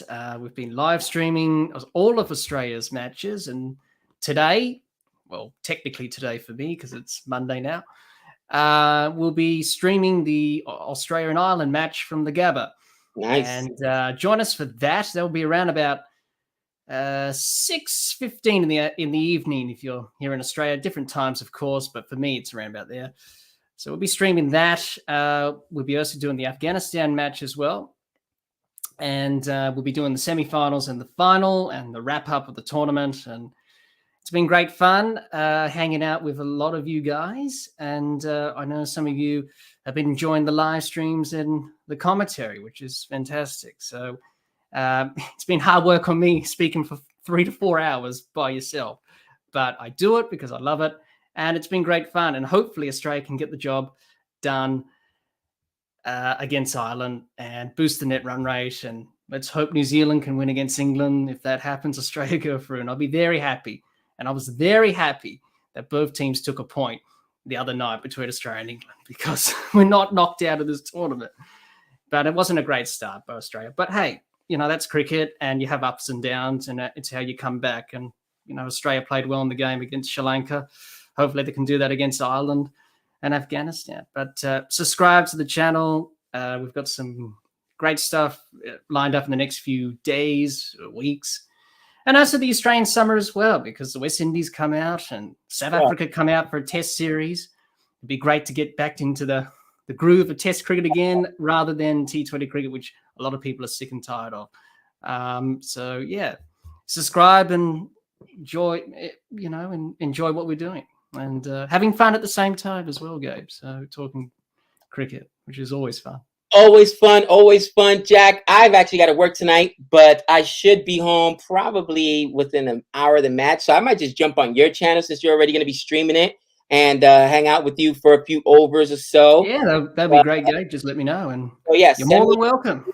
I know that we got school tomorrow, so more than likely Nick won't be streaming. So I might just jump on there when I get home. But guys, thank you so much for joining. Again, look out for Jack, WWE Podcast. I should be on there with him tonight streaming that match. Willing Australia to a win. Yes. Willing Australia to the win, despite the ineptitude as well of the cap. That's something we need to talk about. What is up with these captains not being able to? I mean, is it too much pressure on the captains? Maybe that's a conversation that needs to happen in Cricket Combos because all these captains seem to be struggling in this T20 World Cup. Okay. And yeah, let me explain. Sup, long-time fan.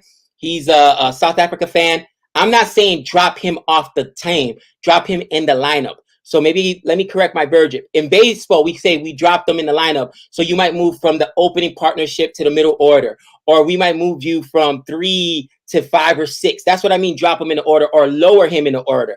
But when you got David Miller giving you 50, right, and you got other guys who are batting much better, maybe you move Bavuma in the order. It'll take some pressure off because, again, same thing with India. India needs to figure out this opening partnership because it's either Rohit failing multiple times or KL Rahul. And then what happens is you put pressure on both Sky and Kohli. If Sky and Kohli have carried India this entire tournament, you saw I mentioned Sky's last 8 innings. The guy had 1 inning where he scored 8 runs. Everything else has been 50s, 60s. It's ridiculous. Kohli, a monster as well. You can't expect that out of them every time. That opening partnership, including KL Rahul, has been atrocious for India. So that's what I mean, Sup, by maybe you want to drop him in the order, not drop him off the team. But no, you're not dropping Bavuma off the team. But his last 5, 6 innings have been terrible. So hopefully that cleans that up. But guys, thank you so much. I appreciate you guys joining. Please check out Jack tonight. as we try to stream the Twitter link. Well, go to CFA Nation, because CFA may just happen to follow Gabe, the Night Watchman's personal Twitter account, as he absolutely destroys Rohit Sharma and everyone else. As you know, I'm sorry, Rohit Sharma, he's now part of the Sinister Six. He's part now of the Sinister Six. You are now one of the most hated on CFA Nation. But until next time, same bat time, same bat channel, and just for you,